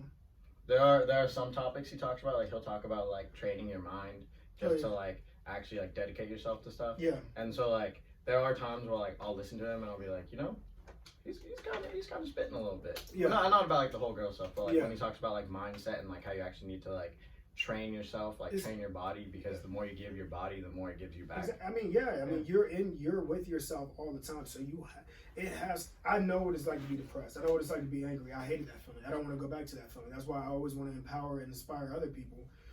So, I mean, the one thing you have to always be for you. You kind of have to be selfish. A lot of people make it seem like that's a bad thing, but nobody's gonna tell you to constantly go for your dreams besides you. You hear a lot more people dizzy doubting and hating on you or trying to discourage you than people telling you you can be empowered. When I was a kid, I remember my grandma, she would tell me like, at times you're gonna have to be selfish, and I was like, what is she talking about? Yeah. And like when I was a kid, I was like, I'm not selfish. Yeah. Like I just never did it. Oh, yeah. And then as I grew older, I realized like she wasn't saying like you need to be selfish and like be like, oh, push other people to the side. You need to be selfish because sometimes like when you want to actually reach your goals, the only person who's gonna reach those goals for you is gonna be you. Exactly. You can't depend on someone else to like do it for you. I mean, because let's say like you're in a relationship, man, and you're doing great for yourself, and you know the person that you're with you think is gonna grow with you, and then they decide to leave you one day, and it's like you have to be for you. Yeah. Because I know a lot of people that have gone to college. Females in particular that have been in a relationship with a guy, and then the guy breaks up with them, and that is the end of their world. They stop going to college for a semester, or they drop out because of this one breakup. But I'm like, you're letting this one thing determine your success. This is one person. Like you're really gonna like your goal was to get through college, so get through it. Your goal, like the one person should not determine, should not have that much control over you. I feel like nowadays, since we're like really like tied to like technology and things. I feel like people don't really make as many like I guess human connections because you're always just like texting people, then you like meet them like a couple times, like cool, and then like, all of a sudden you get like super attached to them. So I feel like nowadays I guess like human like companionship is like I guess kind of hard to come by. So I feel like a lot of people they find someone that kind of like makes them happy, and then they center their whole world around them. And I feel like that's when you need to realize like.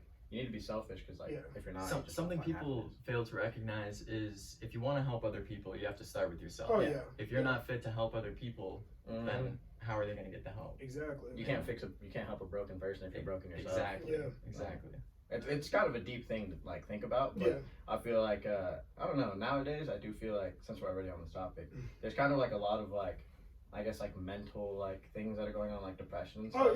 And I feel like most of that is also tied to like we're always on technology. It definitely is, man. There's a lot of studies that suggest that, man. There's some people I know that they don't know how to operate without their phone. Like that's why I like watching your quotes because I'll like read it and I'll be like, you know, I'm gonna put my phone down and just walk around. Because I always put my phone on airplane mode like an hour or two before I go to sleep. And there's some days like I'm on my phone networking. I'm like, man, I need a break because I'm starting to get anxiety. But I feel brand new whenever I like go out to nature or just put my phone up, man. Like, you know, I like it because I've met some cool people through, you know, TikTok, Instagram, what else? Snapchat. I met a lot of cool people, man, but I just don't want to be on my phone all the time. No, I hear that. I'm on a social media break right now myself. Oh, that's I'm a few days in. It's just like my philosophy is I don't need it. Why am I asking for? Oh, exactly. I got this new philosophy. It's a little quote. Is my whole goal is if I don't post, I don't scroll. So if I'm not gonna post, I don't feel like scrolling. So that's that's actually pretty good. Yeah, a little rap too. But yeah. That's pretty sick. Could you also like, since we're talking about technology, what was it like not having technology around? Like just like no, I don't mean like that, but like in the age of instant gratification that we're in. Because it's like now I can pick up my phone and I can call any single person I want in like 2 seconds. See, I barely use my phone is. I barely use it for calling. Like if I wish I could have like my phone to like just no calls and just texting. But without tech, like when I didn't use it as much, man, I felt like it was more fun, to be honest. Like we found things to talk about, we found things to do, and man, there were so many things we did in high school. Like because I think around my senior year is when the iPod came out or something like that. And I remember like just how cool it was because I had a Walkman for years. And like you would just download LimeWire and BearShare and just have. I know you got a bunch of viruses. And I did, man. I killed a lot of computers, but it was more fun, but like at the same time, I kind of wish that we had smartphones to pick up some of the stupid stuff that we did do. Man, we did a lot of fun stuff in Manhattan, man. Growing up, like there were a bunch of places, like Witches and Warlocks was one place we would go to, and then just when we were in high school, we'd drive through Aggieville yelling at drunk people and just man, we did so much fun stuff. But with tech, not as much back then. I kind of felt like I didn't have as much anxiety that I do now. Yeah. But I bet there was something great about truly living in that moment. Oh yeah. Not having like, people stuck to their screens and stuff like that all the time. Sometimes, and I made a motivational video about this. Sometimes things are better as a memory than if it was like in a picture or recorded. Like just the thought and talking about it is like it brings that nostalgia back to you and it raises your endorphins. It's like, damn man, I remember we used to do all this stuff. But just the thought, the mental thought of the mental picture. Yeah, no, I hear that. I think it's pretty cool. Just kind of like, I don't know, not having like just phones, being able to connect. Because then you actually have to like go and talk to people. Yeah. Because sometimes I'll notice like it'll be me and my friends. We're all like hanging out, and then like we all just kind of are just on our phones. It'll be like 4 or 5 of us in a room. All of us are on our phone, and no one's saying that. That is crazy though, man. Yeah. Like, every job that I worked at, every break room was like that. And like I don't like to spend my break with anybody. I like to go in like a separate room or away from people because I'm writing my raps down like that I think of during the day, or I think of my motivational quotes or my ideals or my goals. But I noticed that everybody's in the break room and they're just like right across from each other. I'm like, damn, there's like 8, 9 people in here and nobody's talking. Like that just, I'd rather be by myself than to be around people that are on their phone not talking. Like it's just, so. Yeah, that's why I feel like a bunch of people like don't know how to talk. Yeah. Because like you're just always on your phone. So if like there's an awkward silent moment, you're like, oh, I guess I'll just put my phone out. Man. I just whenever I hang out with people, man, I always if everybody's on their phone, I gotta be the one that like just starts the phone or something. I'll just start a conversation. Yeah. Because as soon as you start a conversation, I'll be like, oh, something's going on. Oh yeah, exactly. Yeah. Sick, dude. Okay, so for the next question we have, how would you feel about being an animal? And if so, what animal would you be? Some people do call me an animal. the compliment though. Probably a bull or a gorilla. Cause I like. Is that what animal would I be? Yeah. It's like how would you feel about being an animal? What animal would you be, and why? I mean, animals live more on purpose than humans do. I feel like they don't get distracted as easily as we do, which is crazy. But because I mean, there's some studies that even say that we're competing with goldfish with our memory span because we were so distracted by everything. That's a wake-up call. Yeah, it is wild, man. But I like gorillas because when I first started working out, I like how they're like 10 times stronger than man. And one thing I always said I want to do is be as strong as a gorilla. And then like with the bull, I just love how the bull, like I just love how like the rage that it gets and just F around, find out. Yeah, exactly. And plus I'm a tourist, so I just love that. And one of my things on my bucket list is to run with the bulls in Spain. A lot of people sound crazy for that, but I want to do that. I encourage you to. That sounds awesome. Yeah, that's my bucket list. One of my cousins did it. Seriously? Yeah, he said it was probably one of the coolest things he's ever done. Man. He said it was terrifying. Oh, yeah. Because I mean, pure adrenaline out there. If bulls are running at me. I've seen those people that get caught by the horn and they just throw it over the bull. That's insane. I could not do that. Yeah, that's on my bucket list, man. I don't know. I live for like crazy highs like that. I want to skydive too. So that would be very sick. Yeah, they do it like out by the Manhattan airport. Yeah, I've seen some people have done it. That's where Trevor named. Yeah. No, it is. It was locally. It was like $80. Yeah, not bad. Oh, that's it? Yeah, it was pretty cheap. I think you have to like go through like a quick test thing in one of the like tubes that float you up in the air. But I think the sound. Oh, seriously? Maybe I have no idea how the process. But he said it was cool and it was cheap enough that he would do it again. And he's a college student, so it's probably pretty affordable. So these guys probably don't you have to have like somebody like basically strapped in? Like right you have to. Yeah, unless you're trained, I think. But I think it's after like a certain amount of jumps, then you can jump by yourself. Oh, okay. But until then, you have a dude. Basically, you just stand there, and then he does everything for you. You just kind of along for the ride. Next up, literally. How do you feel about cruises and vacations? Where's like a spot that you've gone or would want to go? I know you mentioned Spain with the Bull Run, but a place where you would go to relax. Actually, I was talking to my maintainer about that. Like, I think that we might go to, I don't know, she wants to take the Alaskan cruise. I heard Alaska is so beautiful. Yeah, but I want to do the Bahamas, but who knows. But one place I have been outside of the country is Toronto, Canada. and I liked it. My next place is Mexico. Did you see Niagara Falls? Yeah, When you were out there? yeah, man. Everybody nice was saying that you got to go on the Canadian side, and I never understood that until I went there. And it made sense because the water flows into Canada, Yeah. and the people in New York, they were like breaking their neck to like see the water Yeah, flow. right. But yeah, man, it's a beautiful experience being outside of the country, man. You realize a lot different stuff. Like I think the biggest size of shirts. This has always stuck to me because we were gonna get my maintain's brother a shirt. But they don't go past 2XL in a lot of Canadian stores. Yeah, Man. yeah, man. There are a lot of fit people out there too. Shows our culture difference. Oh yeah, Sure. But over there, if you ever notice, like in Europe and just like other countries, they don't do as much like weightlifting. They do more like running and like calisthenics. If you ever notice, Didn't like, notice that. yeah, no, like I was in Mexico and like I was trying to find a gym. Yeah. I couldn't really find a gym. Wow. And then when I found one, it was kind of like I don't know, it's kind of like just a regular like hotel gym. Oh wow. And like the weights wouldn't really go up that high, like, but they were also in kilos, so like it would go to like, Oh yeah. like 60 kilos, which Kilos is like in the 100, Mexican cartel kilos. Yeah. No, with Mexico, man, this might sound crazy, man. I'll say some off the wall stuff, but my bucket list is to see a donkey show in Mexico too, man. A donkey show. I'm not gonna lie, I want to see I've that. never heard that. You never heard of that? No, I've never heard someone say, You might want to let's go to the donkey show. You never heard of what a donkey show is? Can you give us the rundown? What does that might consist of? Let me filter it out a little bit. Sure. Basically, like I guess like in Tijuana, basically where they do a lot of it, they have like some chick in the bar and they have a donkey, and the donkey's raging and like yeah. Oh my. Yeah, That's crazy. Yeah, man. I don't know for That some. looks Is it? intense. Yeah. Holy hell. Marlon's like, this guy's a weirdo. Have you ever seen in Japan they do a thing where they have like I think it's like a restaurant or whatever, and then they put like fine china everywhere, and then they put a couple people in there, and then they let a bull go in there, and so the bull's just stomping around, and then there's like fine china. I thought it was just a Bowl figure of in a- speech. I never knew that there was like a bull in a Yeah, no, I guess what? it's like a game, and like some Wow. people do it, and it's like the longer you survive, like The more longer money you get. survive. Well, cause like, dude, think about it. You're in Squid like a, Game? Yeah, that's what I'm saying. Well, cause like it's also like the running of the bulls. Like, Yeah. who says you're gonna make it out? You know? No, that's fair. I'm Like sure you're it running with the happens. bull, dude. But it's just how much time you spend in a china shop with a raging bull. How much money do you- I mean, get. I don't know. I never really looked into it because I was That'd like, I'm not be gonna that'd do be it. in yen, right? But, dude, That's yen is wild. worth not much. Let's patent that in America. Yeah. I think that would be very entertaining. There's gonna be a lot of PETA organizations against that, man. So, how do you feel about rest days? Yes or no? And how many a week?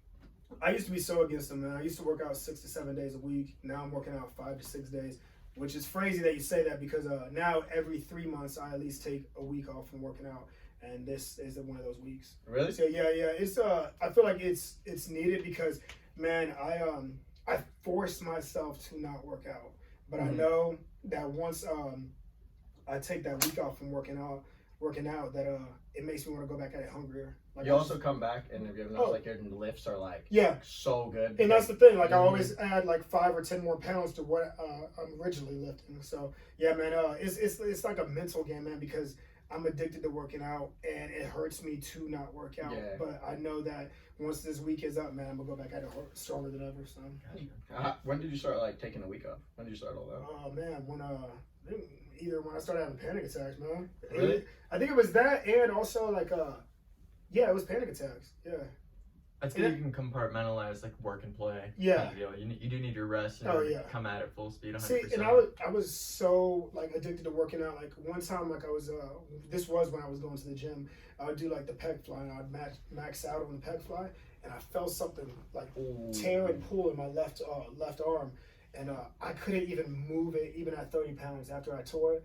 But I was so addicted to working out, man. I took that day off after that, and I came back the next day, and it still hurt. But then I still had to work out. Oh. Like I would try to go down as much as I can on the bench press. I would go down as much as I can because I have to work out. Like it's a healthy addiction, man. If you would classify yourself as one of the two, are you more an upper body kind of lifter or a lower body kind of lifter? Recently, it's full body. Full body. But- Okay. But back then, I just saw the results upper body quicker. Gotcha. So, And how do you feel about CrossFit? I mean, I don't know if I would get into it, but I mean, I've seen the people that I do know that get into it. are in really good shape, man. Yeah. Like I was doing the Murphy run with one of my ex-Marine friends. What's the Murphy run? It's this thing they do like pull up, like certain amount of pull ups as a team. Then you have to run around campus, and then you have to do maybe tug of war, just all these different physical attributes and whatnot. And the people that were into CrossFit and all that stuff were the people that won. Oh, So wow. yeah. Yes. And then now, like me and my main team, we've been watching this show on Netflix. It was called Physical 100. Have y'all seen that? Mm-hmm. It's like all this, like in Japan or something like that. But it's like all these athletic people, 100 of them, and they have to see who has the best body. Like you have to, somebody's hanging from like a platform. No, 50 people at a time are hanging from a platform, and whoever stays up the longest. And there's people that stay up there for an hour. That's crazy. Yeah, they do some crazy. Like a workouts. dead hang? Oh yeah, that, or like some people are like just put the bar over their armpits, and their armpits are killing them. They do just some crazy workouts. So That's insane. Nappy, I could totally see you on like American Ninja Warrior. see, and I was thinking about doing something like that. Really? Yeah, a lot of You people. should do American. Yeah, No, a lot of people have told me I should do it, man, and I think I might. You know? You should try. Totally dude. should. Yeah. We'll start like. Yeah. We'll obviously be Yeah. here with the support. You know. If you do it, I'm going, dude. Sure, I think most that's definitely. so cool. We're following you. I mean, I honestly believe after this documentary, I believe a lot of big things are gonna happen. Like, What, I really do. What are kind of big goals you have? Like what? One thing is to get out of my 9 to 5. Another thing is Mention your children's books too. make a lot of passive income. What else would I say? Well, there's a lot of things that I'm working on, but my main thing right now is just to be out of 9 to 5 and make a lot of passive income and vacation, meet a lot of cool people, and just get more insight. I want to just explore. I mean, we're in a big world, and there's some people that stay in town and barely get out. And it's like, man, you're robbing yourself of so many things that you can see, so many people you can meet. Like, there's this guy that's been seeing my videos, and he's gonna fly me out to Miami to take pictures and whatnot. And there's people in New Jersey that want me out, and I just have to figure out the time with everything I'm working on. But I mean, back to the internet, man. It's a powerful thing if you use it right. Yeah. Man, I've connected with some great people, man, and so yeah. No, it's all about balance, Yeah. moderation. Definitely is. Too much of anything is not a good thing. Yeah. So. So Like 5 gallons of water. Yeah, Dude, well, I hey, can't if it works for you, you know. Yeah. how would you feel after drinking 5 gallons of water? Like that's I can't. I believe thought that. I felt good, man, but once I was doing it for months, it tore me up.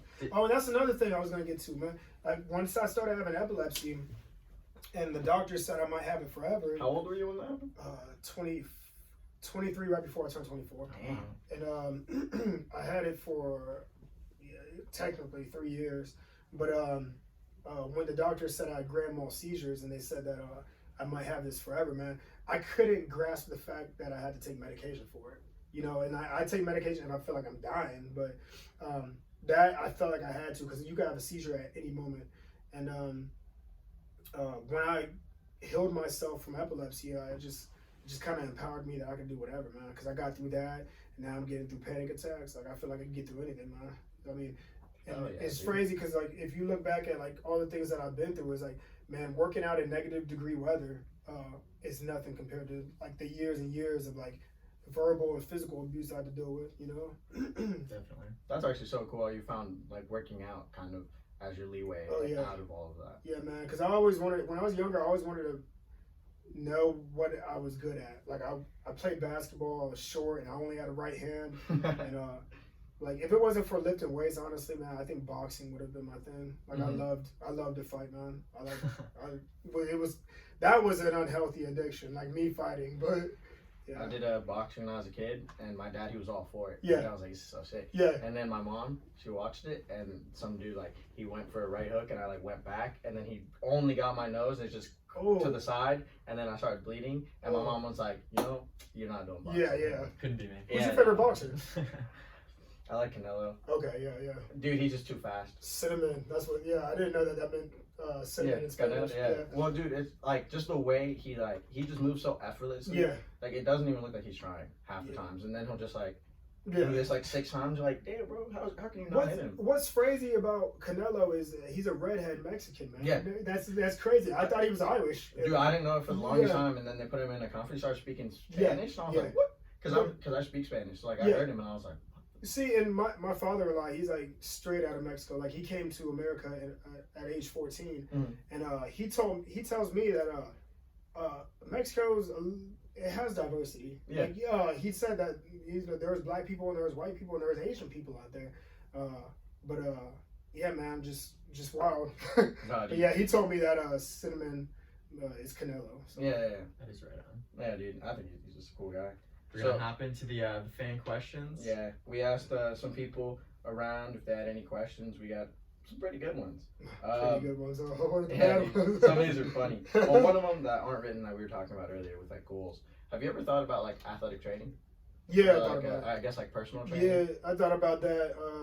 Somebody just brought that up to me recently too. I mean, I would do it. The only thing is just, man, a lot of the personal trainers I know, they say that, you know, especially if you work for a gym, they take a majority of the money that you get for training somebody, and then it's just the whole time-consuming thing. I might consider it, man. It might get me out of, you know, my 9 to 5 for a little bit, but I mean, I would say, especially just being local, if you decide to start it on your own, just personal training, have people hit you up through Instagram or whatever, that can give you some great business. I'm sure there's a lot of people trying to. I might consider that again. Yeah, there's a lot of people that. Especially you, since you were saying like a lot of people hit you up for your workouts. Like people were asking me like, "What's your workout?" I'm like, how am I supposed to know? Yeah, and so like I don't know. I feel like personal trainer could be. Yeah, I mean, I know I got some workouts on the documentary that we did too. Yeah, especially since you have like years of working out, you have like experience. You know what works, and plus like everyone's body's a little different, so I feel like you're able to tell like, oh, maybe this will work for this person, but this won't work for that person. Yeah, that's the thing, man. It's just the whole. I never really, when I first started working out, it was a little bit of the by the book, but like you really have to find out like what suits you best, and like that's the thing. Like a lot of stuff makes it seem like it's one size fits all. It's really not, man. People have different genetics, different body structures and whatnot. So. Yeah. So when you work out, do you like to switch up the workouts you do, or do you kind of keep it a little consistent? It's kind of consistent, man. Like Mondays is mainly arms, and Tuesdays legs, squats, and whatnot. But it's basically the same, man. I just go up on the weight. So I hear that. I have a question. What can you tell us about Diaper Man? We saw that, dude, and we have to know. No, yeah, man. I started off. Well, somebody asked me about that recently too, man. I was hoping y'all would bring that up. Now, man, I've met some cool people through doing that, man. Like, man, there's people that inbox me all the time. Like, man, we need more of your stuff. But I started off with that because the redhead chick that I was with. Could you explain to some people what Diaper Man was originally and how it started? Oh, he's still here. Oh. No, so basically it's like a skit comic from my YouTube. Like when I first started doing YouTube, it was nothing but funny stuff. Like I would be screaming in my car and just yelling and just bringing up funny topics. And people were laughing at me. People were like, they were like, man, you make my day and whatnot. And so when I started doing the Diaper Man, which is what it sounds like, is Diaper Man. But I was dating this redhead chick, and her grandma passed away like maybe a year or so before her and I got together. And she had all these adult diapers that were left over. And I was like, I'll wear these. She's like, no, you won't. So it started off as a dare, and then I started putting them on my Facebook and my YouTube, and just like people thought it was so funny. And you know, that's another thing. Like I'm glad that you brought that up, because one thing I like to do, man, is like people, you could really change somebody's day and their outlet all by a compliment or by making them laugh and motivating them. And I love that, like my words or my actions can really brighten up somebody's day. Like I get comments all the time or inboxes like, man, I needed to hear that. I needed to see that. And then I hear people from like the Diaper Thug Man side, and they're like, man, you were hilarious, dance to this, or man, upload more stuff, and like we need more stuff. And it's like, man, I'm just glad that I could be that person that definitely changes somebody's like day. Yeah. You know? So because there's so many people that are unmotivated, or there's so many people that are angry, and it's like, I know what it's like to be angry, I know what it's like to be pissed off, but to be that person that makes that person laugh, like it's crazy. Yeah, no, joy is only true when it's given out to people. Oh yeah, you know? Yeah. I mean, it's just, it's amazing to think that how many people are depressed. Like it really is. Like, and I'm just glad that I could just get people out of that slump. I feel like most people deal with depression Yeah. in some way or another. I feel like it's just kind of hard. Well, like the like stages. I Oh guess. yeah, man. Yeah, some people might have a brief moment of Oh, yeah. depression for a day. You know, they might hear something, but there's some people that have been depressed because all they think about is the negative, bad stuff. You know, or they're surrounded by it, or there's people that are in relationships that they wish they could get out of, but then they don't have the confidence to. You know, I know a lot of people that are in relationships that they wish they could get out of, but then they always tell themselves like, the times and the years that I've invested with this person. It's like, so you want to live the rest of your life miserable? Like that sucks. Like, you know, like, I don't know. That's why you got to go back to being selfish. Like, if you're afraid to be alone, like, you have to be alone to figure out you. Yeah, I feel like it's kind of hard to like take leaps and do stuff. Yeah. Like, because a lot of people are afraid to be criticized. Yeah, a lot of people are also scared to fail. Yeah. I feel like that's a huge thing. Yeah, and like I said earlier, man, like you need to have people be completely honest with you, because yes men and yes women are not going to make you grow. So, I mean, I also looked at like I don't know, sometimes I'll just like look at like stories of like people who've gotten like rich or like famous. Yeah. And like all of their stories are like, they tried this, it failed. Yeah. They tried this, it failed. Oh yeah. Like Mark Cuban, he failed like 4 times. Oh yeah. And now he owns a Dallas. Yeah, Mavericks. but and then we mainly focus on because I think a lot of people only see the success side, and they don't really think of like, damn, this person failed 500 times before they got to that one successful point. And a lot of people, yeah, you are right. A lot of people are afraid of failure, which it sucks. I mean, it's scary for sure. And you think of stuff like that, and you think of like where somebody, like, I see a lot of crazy stuff on Twitter, man. Like, Twitter is crazy. Yeah, place, I see a lot of people that get in fights, or people get shot on Twitter, and like, it's like, dang, they really put this. But it's like weird how they normalize. Yeah, on Twitter, right? But isn't it crazy to me? It's crazy to think that somebody could get beat up, but yet that's embarrassing because the video will go viral. But they'll rather shoot that person that beat them up and do life in prison, but as if that looks more manly or masculine. Sure. Like that's instead of actually being able to take the shit for a little while. Yeah, exactly. Like, take the loss, come back stronger, let another fight go viral. Like, hey, this person lost and they got their ass ridiculously beat the first time, but they came back. Like, it's just, you know, man. I saw a quote earlier. Since you're a quote guy, it was like, don't do what someone did to you back to them to get back to them, because it won't make you happy. Yeah, but it's so hard to sometimes. Yeah, because sometimes you're like, wow. Yeah, like, but you just gotta. It's way more noble to break that cycle. Oh yeah. Keep putting good out into the world. Even though, you know, it has potential to like turn you into a good human and you grow from it, but it's not that way with everyone. Yeah, it is. It's like a lot of people, like, I feel like, are so scared of like death and so conscious about mortality because they never really live in their life. They're more obsessed about the things that don't matter. And more, if you had a time frame on because we act like we're gonna live forever. Yeah. And I like to tell myself I plan to live forever, but it's so crazy to me how many people think that they will live forever and they take every day for granted. And then, like, I was at the nursing home 3 weeks ago, and I was talking to the elderly, and one thing they always say is, where did the time go? And I was talking to this one 86-year-old woman in particular, and it's like, man, if she's 86 thinking that, like, here I am at my age, and I'm thinking, like, damn, where did the time go? You know, so I got to knock everything out that I can, you know, so, yeah, man, we got to realize, like, we all have a time frame. We all have a limit. You don't know when it'll happen. I've known a lot of people that have passed away that I grew up with or knew, and it's just wild to me, like, even if it's like, you know, either drug overdose or car accident or sudden death, like, it makes you really have more interest. Like, that's when you see it clear. Yeah. You know, any day it can be numbered. Like, I know I'm gonna pass away, which I hate to say that because I want to live to be forever. But one thing that would kill me is passing away before I knocked out everything that I wanted to do in my lifetime. Like, there's so many things I want to do, and there's so many things I'm going to do. But that's my biggest fear is just I want to make sure my kids are good. I want to make sure that I did everything that I could, you know. Words to live by. That's nice, dude. Yeah, man. Sometimes you gotta.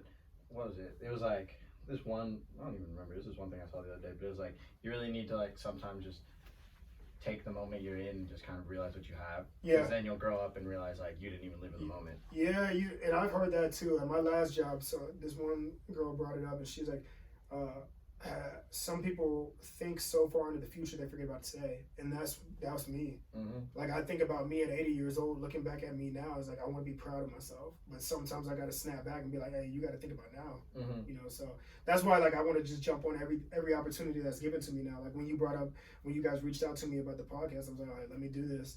And then now I just got to figure out, hey, the Miami thing and everything else that's happening. Like I want to knock all this out. So living in the moment, it's the best way. And I was more doors. I was gonna bring up another thing. Like we were talking about like basically, you know, people giving up and you know, people get in relationships and then they get broken up with. Like that's one thing I've noticed too, is that everybody has a dream and a goal, but like it's like as they go on, they just let it die out. There's a lot of people that I've worked with or that still work with, and I asked them, I was like, what is it that you always wanted to do? And they tell me, and it's like, I'm thinking in my head, like, why can't you do it now? And they come up with all these excuses for why they can't do it. It's like, no, you can still do it.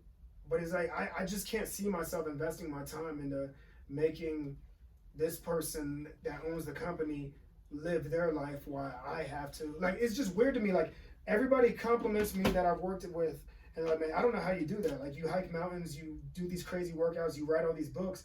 And I'm like, dog, this person's telling me what to do, but yet they're impressed by what I do. Like, that blows my mind. It's like kind of backwards. You know what it is? I think they're too comfortable. You Yeah. find someone, you get comfortable with them. All of your goals, your dreams that you were trying to reach for, they start fizzling out because you're too comfortable. You're not growing as a person as you always should be throughout your life. Yeah. They stick in one place because they think maybe this is as good as it gets. Yeah. And then that's when everything else goes downhill from there. That has to be a horrible feeling. Yeah, I know, man. That has to be horrible, man. Dude, I don't know, just living like a comfortable life, like just working a 9 to 5 and being happy with it. It's like, dude, I don't get how some people are like. But there's so many people that are like that. And like Yeah. one of the things I'm realizing also is the majority of what the masses in America has brainwashed us is the reason why. Like, how come it is that they tell us to do this, but then you wonder why so many people in America are depressed and overweight? It's like whatever they tell us that most of us should be doing is really what we shouldn't be doing. Yeah. And like I always wonder, like in movies and whatnot, why there's certain movies where they like say you're living a lie. And now that I'm older, like I realize, damn man, like we really are. A lot of the stuff that we've been taught is like so washed, like so washed and lies and made up. And it's like, man, if you go back to like the school systems, like I never knew that there's like a committee that allows certain books to be in our public schools. They have to get it passed by these people, and it's just crazy to me. Like Actually, I wrote the newspaper clip for the Collegian here about like the banned books that was going on. oh wow, Yeah. This is coming full circle. Yeah, right? Wow. But no, yeah. I mean, it's just weird. It makes you see more that like we're becoming more sheep-like rather than active thinkers. Yeah. We look to the news and whatever we can, especially social media, you know, in this age, to like, who should I be? What should I do? What should I believe in? Instead of actually looking within yourself and enacting that in real life. Going to that is like, I don't know if y'all seen the show Black Mirror. That's Black Mirror. Like a lot of the stuff that Hollywood pushes out onto us is a lot of the stuff that they're conditioning us. I believe that is going to get there. Like one episode that sticks to me is like the social credit. Like they have that in China already. Like that one girl that didn't get invited to her friend's wedding because she didn't have 5 stars. Like it's gonna eventually get to something like insanity. that. Yeah, and Crazy, dude. just there's just so many things. Like I mean, a lot of people might say I'm a conspiracy theorist, but man, I see it unraveling in front of us. Like there's so many crazy things, man. Like how many people were against people that weren't vaccinated in 2020?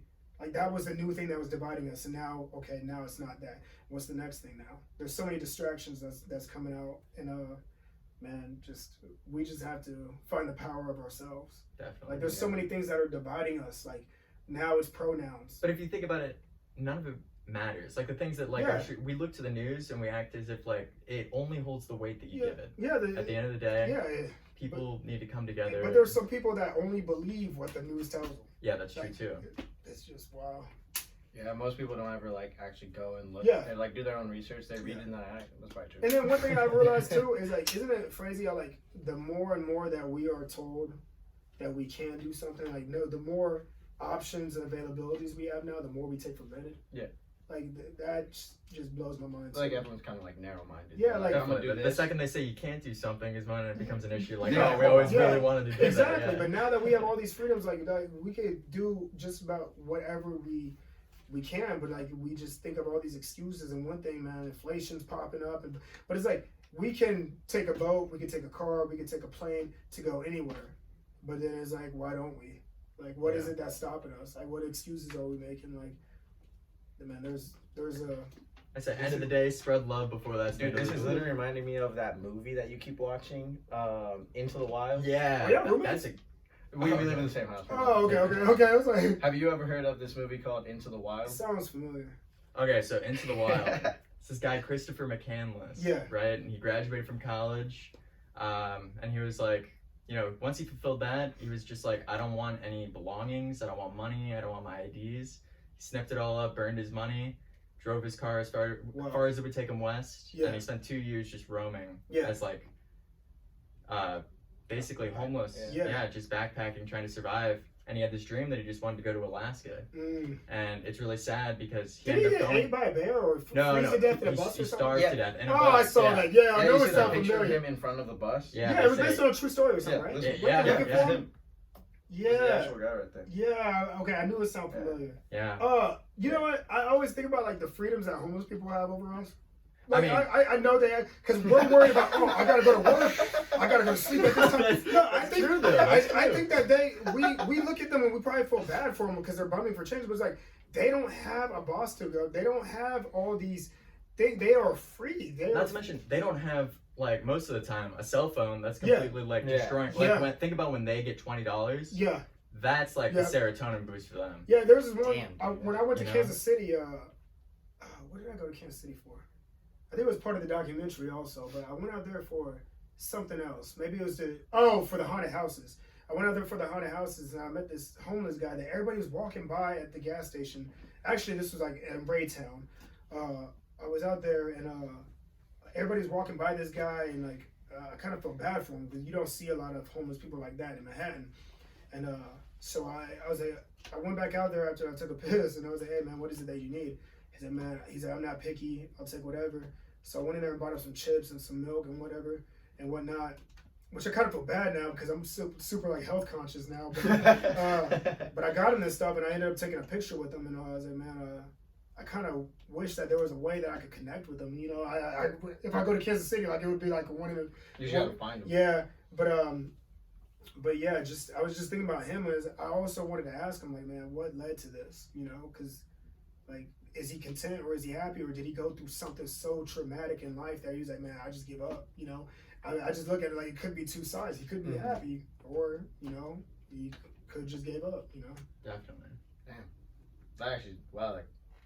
That's but it, mind, man. you That's know, crazy. and just me being from Manhattan and going to the boys' home, like one thing that's always made me like have more insight and like questions was, I'm in there with all these people from the inner city, and it's like, damn, that's crazy. I'm from a college town where after majority of these people leave college, they move up to the city that you guys are from, and they get opportunities. But you guys are born in the city of opportunity, and you guys don't see it.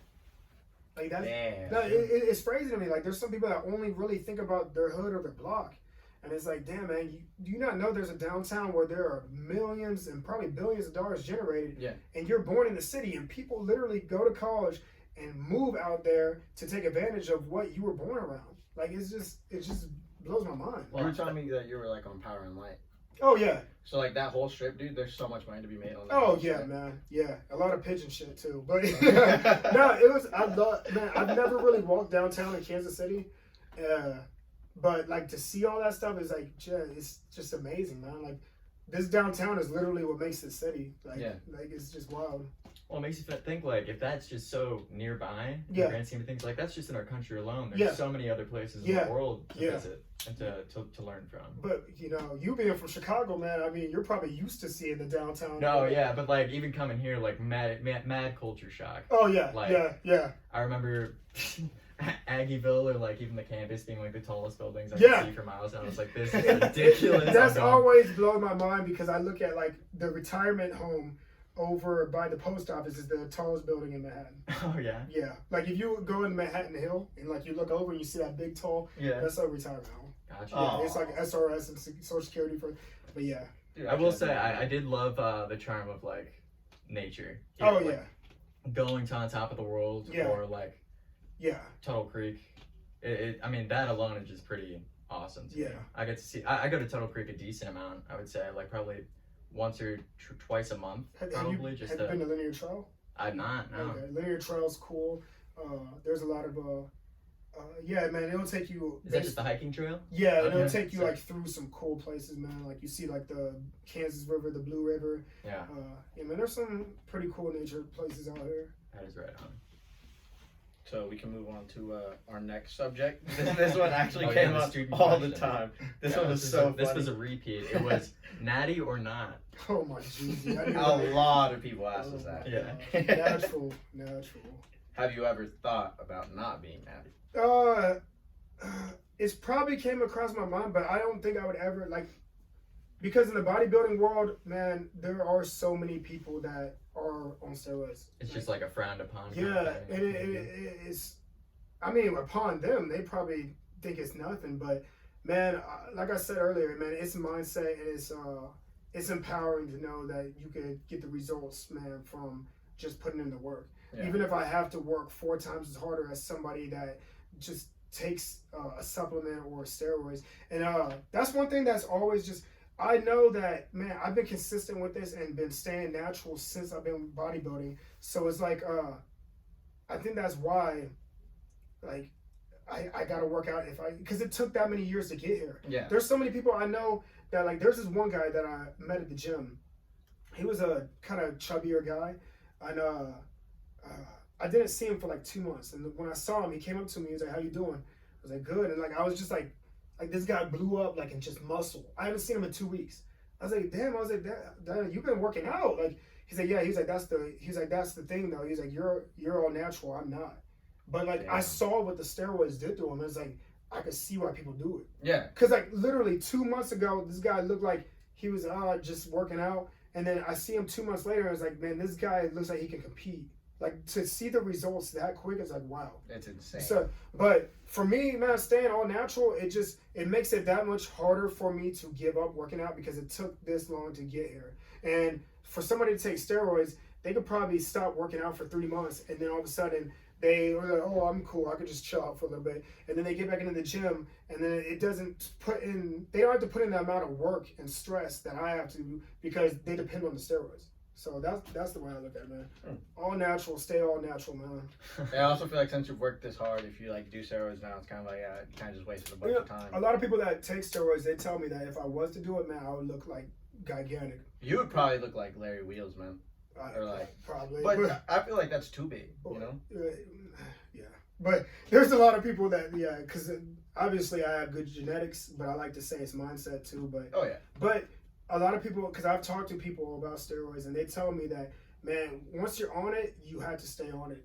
Because once you get off it, you shrivel up quick. Yeah, like deteriorates Yeah. your muscle. And then not only that, like I was talking before we went live, I was talking about Cali Muscle. Like, it broke my heart that he was on steroids.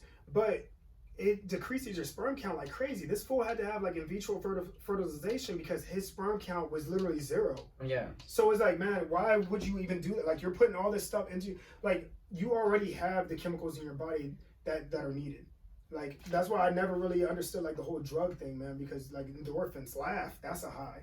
Nostalgia, that's a high. Good music, that's a high. Working out releases endorphins, that's a high. Yeah. Having sex, that's a drug. Like that's you already have this. So when you're putting in like these outside elements into your body, you're just really decreasing what you already have in there. So I mean, I just don't see why people do. And plus, they say like your weenie shrivels up and all this other stuff. Is like, and then like doesn't like estrogen and all that stuff, like the levels, like I'm just. It's like your body like doesn't naturally produce it. It's like testosterone. Like one of my friends who took test. Yeah. And so basically, since he's getting testosterone from the medicine, his body stops making it. Yeah. And so if you do it too much, you get to a point where your body just stops. It's like how diabetes work when your body stops producing insulin. Yeah. You have to put it in So why?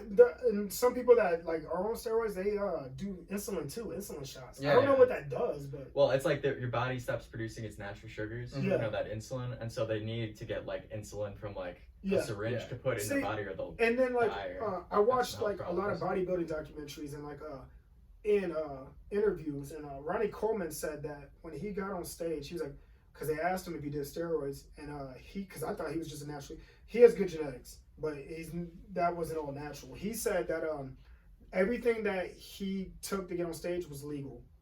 So, but like there's like people that take like human growth hormone, which is already in us. So it's like in the long run, it's not worth it, man. Yeah, it's really not. Like you're reversing like your sex and everything. Your balls get small. Like just I don't know. I feel like there's a lot of, if it's not like medically given to you, like I know a kid who had HGH when we were a kid, but it was because he just couldn't grow. Oh yeah. So he was like, we were in like 8th grade and we were all like 5 feet, bro. He was like 4'2". He was so small. Really? Yeah, and so they went to a doctor, and his doctor gave him HGH for like a while. How much has he grown since then?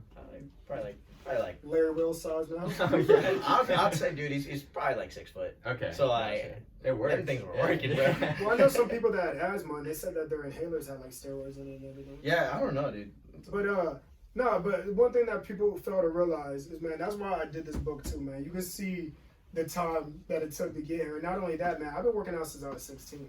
You know, I mean, I don't know how old y'all think I am, but man, I've been working out for years. Like, Can I take a guess? Yeah, take a guess. All right, I'm gonna say like.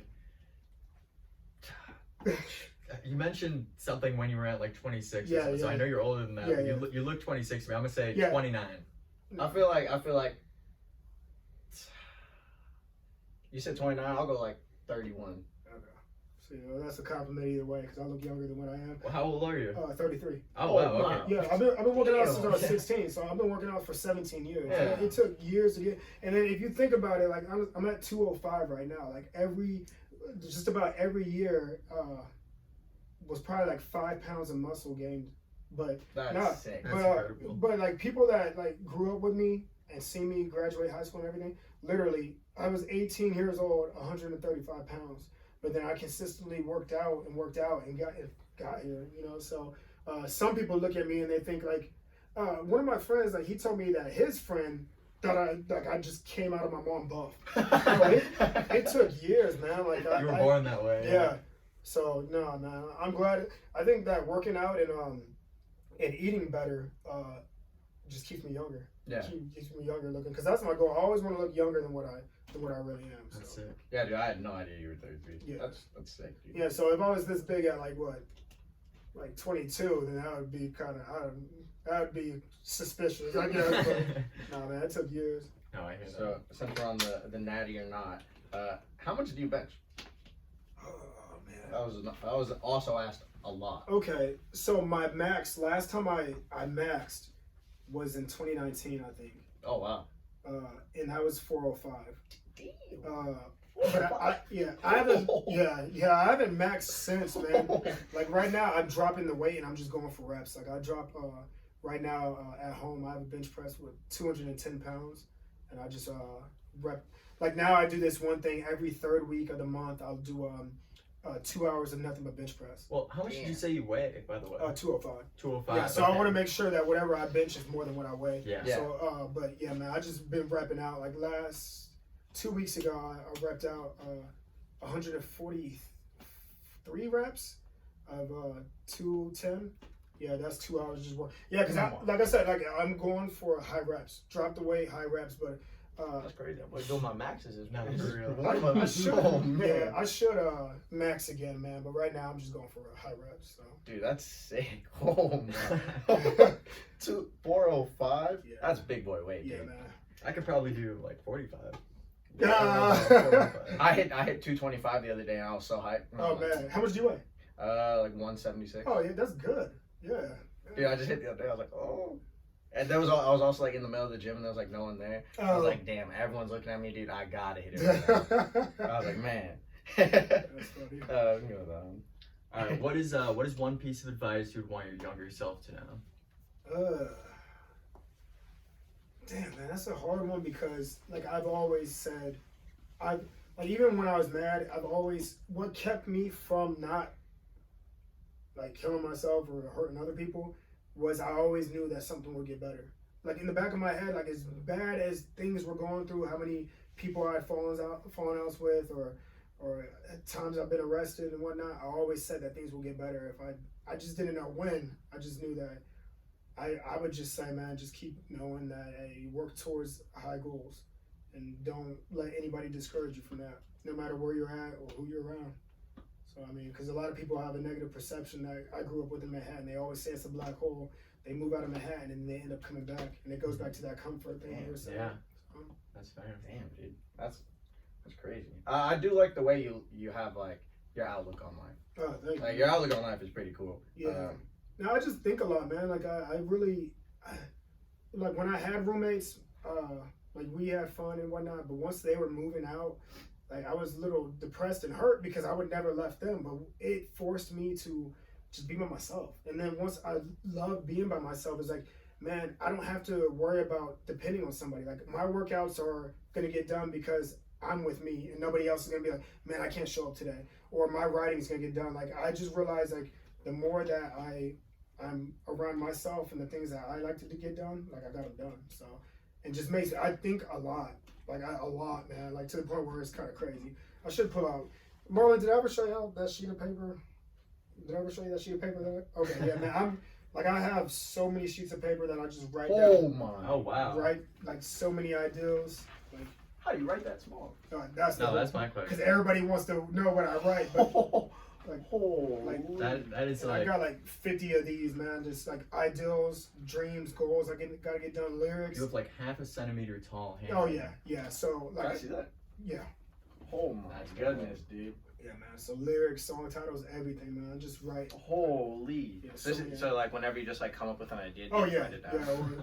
yeah. Or a skit, a funny skit. No, or I a used to do video that idea. too. I used Yeah. to have in my notepad whenever I would just come up with something, I'm like, oh, that's Yeah, good. yeah. I just write it down. Cause man, That's sick. I just become obsessed with everything that comes to my mind because it's like, man, it came to me for a reason. You know, my dreams, my ideals, and I don't want anything to go to waste. Like I want to just knock everything out. Good Because on you never know who you'll hit, man. Like there's like before, like my videos on YouTube used to get like 1 view, and people would laugh like when I first started off with YouTube, but I would keep posting, and like it hit somebody and they shared it, and then like it's like this year my videos I've just been consistently putting videos out, and it's like people on YouTube love it, man. But sometimes I feel like people on Instagram get like they see me too much, and they're like, oh yeah, I gotta unfollow this guy or something. But yeah. Well, I mean, that's kind of how you're successful in social media. You gotta be consistent. Yeah. But I don't know, dude. It's pretty cool. But another thing we also did get, since we're talking about all that, how do you eat? With And spoon then- and a fork. Yeah. And then my friend also told me to tell you to make sure you keep eating. And I Oh, was like, yeah. I think he knows that, but I'll Yeah. make sure to tell him. Well, damn, dude, I probably talked about this before we went live, but Yeah. basically, first thing when I wake up, when I break my fast, I eat fruit. I eat a lot more strawberries, kiwis, papaya is what I've been eating recently too. I don't know if you guys ever ate papaya. I love papaya. My Okay, mom gets yeah. all the time. Man, dog, I didn't know it stunk when you cut it open. Oh, it's gross. Yeah, so I learned a hack because I was doing all my research. I'm like, man, does it have to stink this bad? But then I started going on YouTube, and they said that a hack to do that is to squirt lemon on it. Really? Yeah, so that get rid of the smell. But it's like really good for your digestive system, your eyes, your hair, your Do nails. you cut it before you get like not cut it, but what me and my family do, because we eat it like a good amount. Yeah. So the way you get it like so it doesn't smell and it gets more ripe is when you get it, you just like slash some lines into it, like all the way down. You do like 4, so 1, Yeah. then bottom, and then left and right, and then you just leave it there. Yo, I just cut it open and Yeah. just cut it to pieces and put in a Pyrex little thing. But yeah, I've been eating fruit, and then like during work, cause I eat more at work than I do on the weekends. But I eat fruit in the morning. Then I usually eat a banana every day. But this week I've been taking off from bananas, cause I think that might, cause there's some holistic healers that say that too much bananas could cause like a lot of mucus, and I've noticed that since I haven't ate the bananas this week, man, I'm not like there's not a lot of boogers and stuff. So, and then like I eat turkey sausage patties, burgers. I eat salads every day during lunch, which I used to be so against salads, man. But yeah, I eat salads every day at work. I like salads; they just kind of don't fill me up. Like, Yeah. I think that sucks. Yeah. But like I feel so like nice when I'm eating. Oh I'm yeah, like, man. oh. Yeah, I like putting walnuts on it and Italian dressing, and then man, I basically that's what. And then I eat fruit 3 times a day. I eat salad once a day. and then just eat burgers and stuff like that, man. So I've been listening to a lot of vegan podcasts recently, man. And one thing that I've realized is a lot of people are lactose intolerant, but then you have like the food pyramid that tells you do drink milk, but so many people are lactose intolerant. So one thing I started to do is I cut out the milk around the time that I cut out the pork, and now I'm cutting out cheese. I don't think I'll ever go vegan, but I've cut out a lot of dairy, man, because I realized that they said that the places in the countries that have the highest rates of osteoporosis are actually the places that have the most milk drinkers, and the process that you had to go through with milk. And one thing that they broke it down to that made sense is that man, when you're a baby, you drink milk, obviously, from your mom, but why do we drink it all the way until we're adults? Even baby cows don't do that. Yeah, I was gonna say every Not other even animal from our own species. Yeah, exactly. does that. Yeah, so when I cut out milk, man, because I used to drink a lot of milk for my weight gain also, but I just cut that out, man. I'm realizing like some of the things that these vegans are saying isn't as crazy as I thought it was, you know. So same with eggs, man. If you eat eggs on a consistent basis, man, your cholesterol is gonna go sky high. Yeah. So, but well, here's a question: you have a lot of sick tats. Yeah. How many do you have? Yeah, man, I got like over 30 now. Oh, wow. Probably got like 35, man. Gotcha. Yeah. Do you have like a favorite, or what was your first tattoo? My first one was my ex's name on my chest. Mistake number 1. Oh, yeah. Man. Was it like on the whole chest? It was actually right. Yeah. Don't you have like a tiger right here? A lion. Yeah, but I covered up 2 names. Yeah, man. I got the first one was my ex's name on my chest because we'll save that for the documentary. But yeah, I got her name, and then her and I broke up, and then I got the other girl's name tatted like right above it, and then I got like some whack tribal to cover up the other name, and then me and the other chick broke up. But it's so funny because all the tattoo artists were like warning me, and because they were like, "Come on, do you want to do this, bro? I'm telling you, man." He's like, "It's a curse." He's like, "Man, I had 4 of my wife's names tatted on me." I was like, "But I'm not you." He's like, "Okay," because I was like, "You're talking me out of paying you? Come on!" Like, but yeah, I should have listened. But that should have been a red flag. Yeah. You're about to pay. Oh, said, yeah. No. But yeah, and then I got those names covered up. But before all of my tattoos, I just got skin brands, man. I got this skin brand. Oh, damn. Yeah. And then now I got 2 more. Like that one's new. Oh, is that a brand? Oh, yeah. I'm gonna get that rebranded in 3 weeks, and then I got MW on this one, and then I got Wild City branded right here. That is sick. But how bad does that hurt, man? not as bad as tattoos. Really? Yeah, my tattoos hurt worse. Thought it was the opposite. Yeah, that's what everybody thinks, but yeah. We were making jokes that we weren't gonna get tattoos. We were just gonna brand each other. I mean, and then we're like, nah, what? It's not that bad, man. It's not that bad. I don't know, man. I've seen it done to cows, and I'm like, It was funny you mentioned covering up the 2 exes' names, because my uncle, his name is Frank. On his left shoulder, he has like a list of every girlfriend, every like significant relationship he had. I think it was like 12 or 13 names. And instead of getting them covered up, he would take a razor blade, cross them out. Oh, wow. And so it would be like Martha or whatever right there. And then, like eventually he got to my aunt Michelle. Oh, so that's the only one that's not like slashed out. Yeah, no, it's Michelle right there, and that's the only name that's not. See, I've seen stuff online where they have like exes' names and like they intentionally get the tattoo to like mark it out. Yeah. So yeah, but that's funny that you got an uncle named Frank and you're from Chicago. Yeah, thinking of Frank Gallagher. Yeah. Well, Shameless. Well, that's the thing. My uncle's Italian, not Irish. Oh, so my like intermediate family is pretty Irish. Wow. Okay. Yeah. That's a pretty solid show, though. No, yeah, it is. Yeah, I'm a big fan of Shameless. Yeah. Dude, I kind of it was cool. The ending seasons weren't so great, but I love like. Out of all things, he had to pass away from COVID. Out of all things, that Gallagher's. Yeah, I even gave up. Like, you didn't see that? Season. I didn't. I heard he died, but I was gonna happen. Out of all things, it had to be a Corona, man. I know, dude. I saw it. I was like, dude, he's probably gonna go out in some like crazy way. Nah. This guy was doing anything. He like convicted people of like he set people up for his own like heroin busts. Oh yeah, he was a drug addict for such a long time. And he died of COVID. No, once Fiona left the show, it totally went down. That's when I kind of started. It was pretty. It was alright. Yeah. But yeah, dude, it was great having you on here, and I do think that you probably have one of the coolest mindsets I've ever heard. I would agree. Yeah. I've met a lot of people. But I speak for us both when I say we're definitely going to want you up on here again. Oh, most definitely. Yeah, let's do it. Stay in touch. Yeah, man, I'm going to look into that's funny that you brought up American Ninja Warrior, because I literally, man, actually, I'll show y'all this. Oh, you got to let us know when you're going on, though. Yeah, no, we're going to be supporting you. I'm going to go all the way to Tokyo, you know, when you climb that giant rope and then they ring the bell. Yeah. I'm like, oh! We'll be here with your videographer.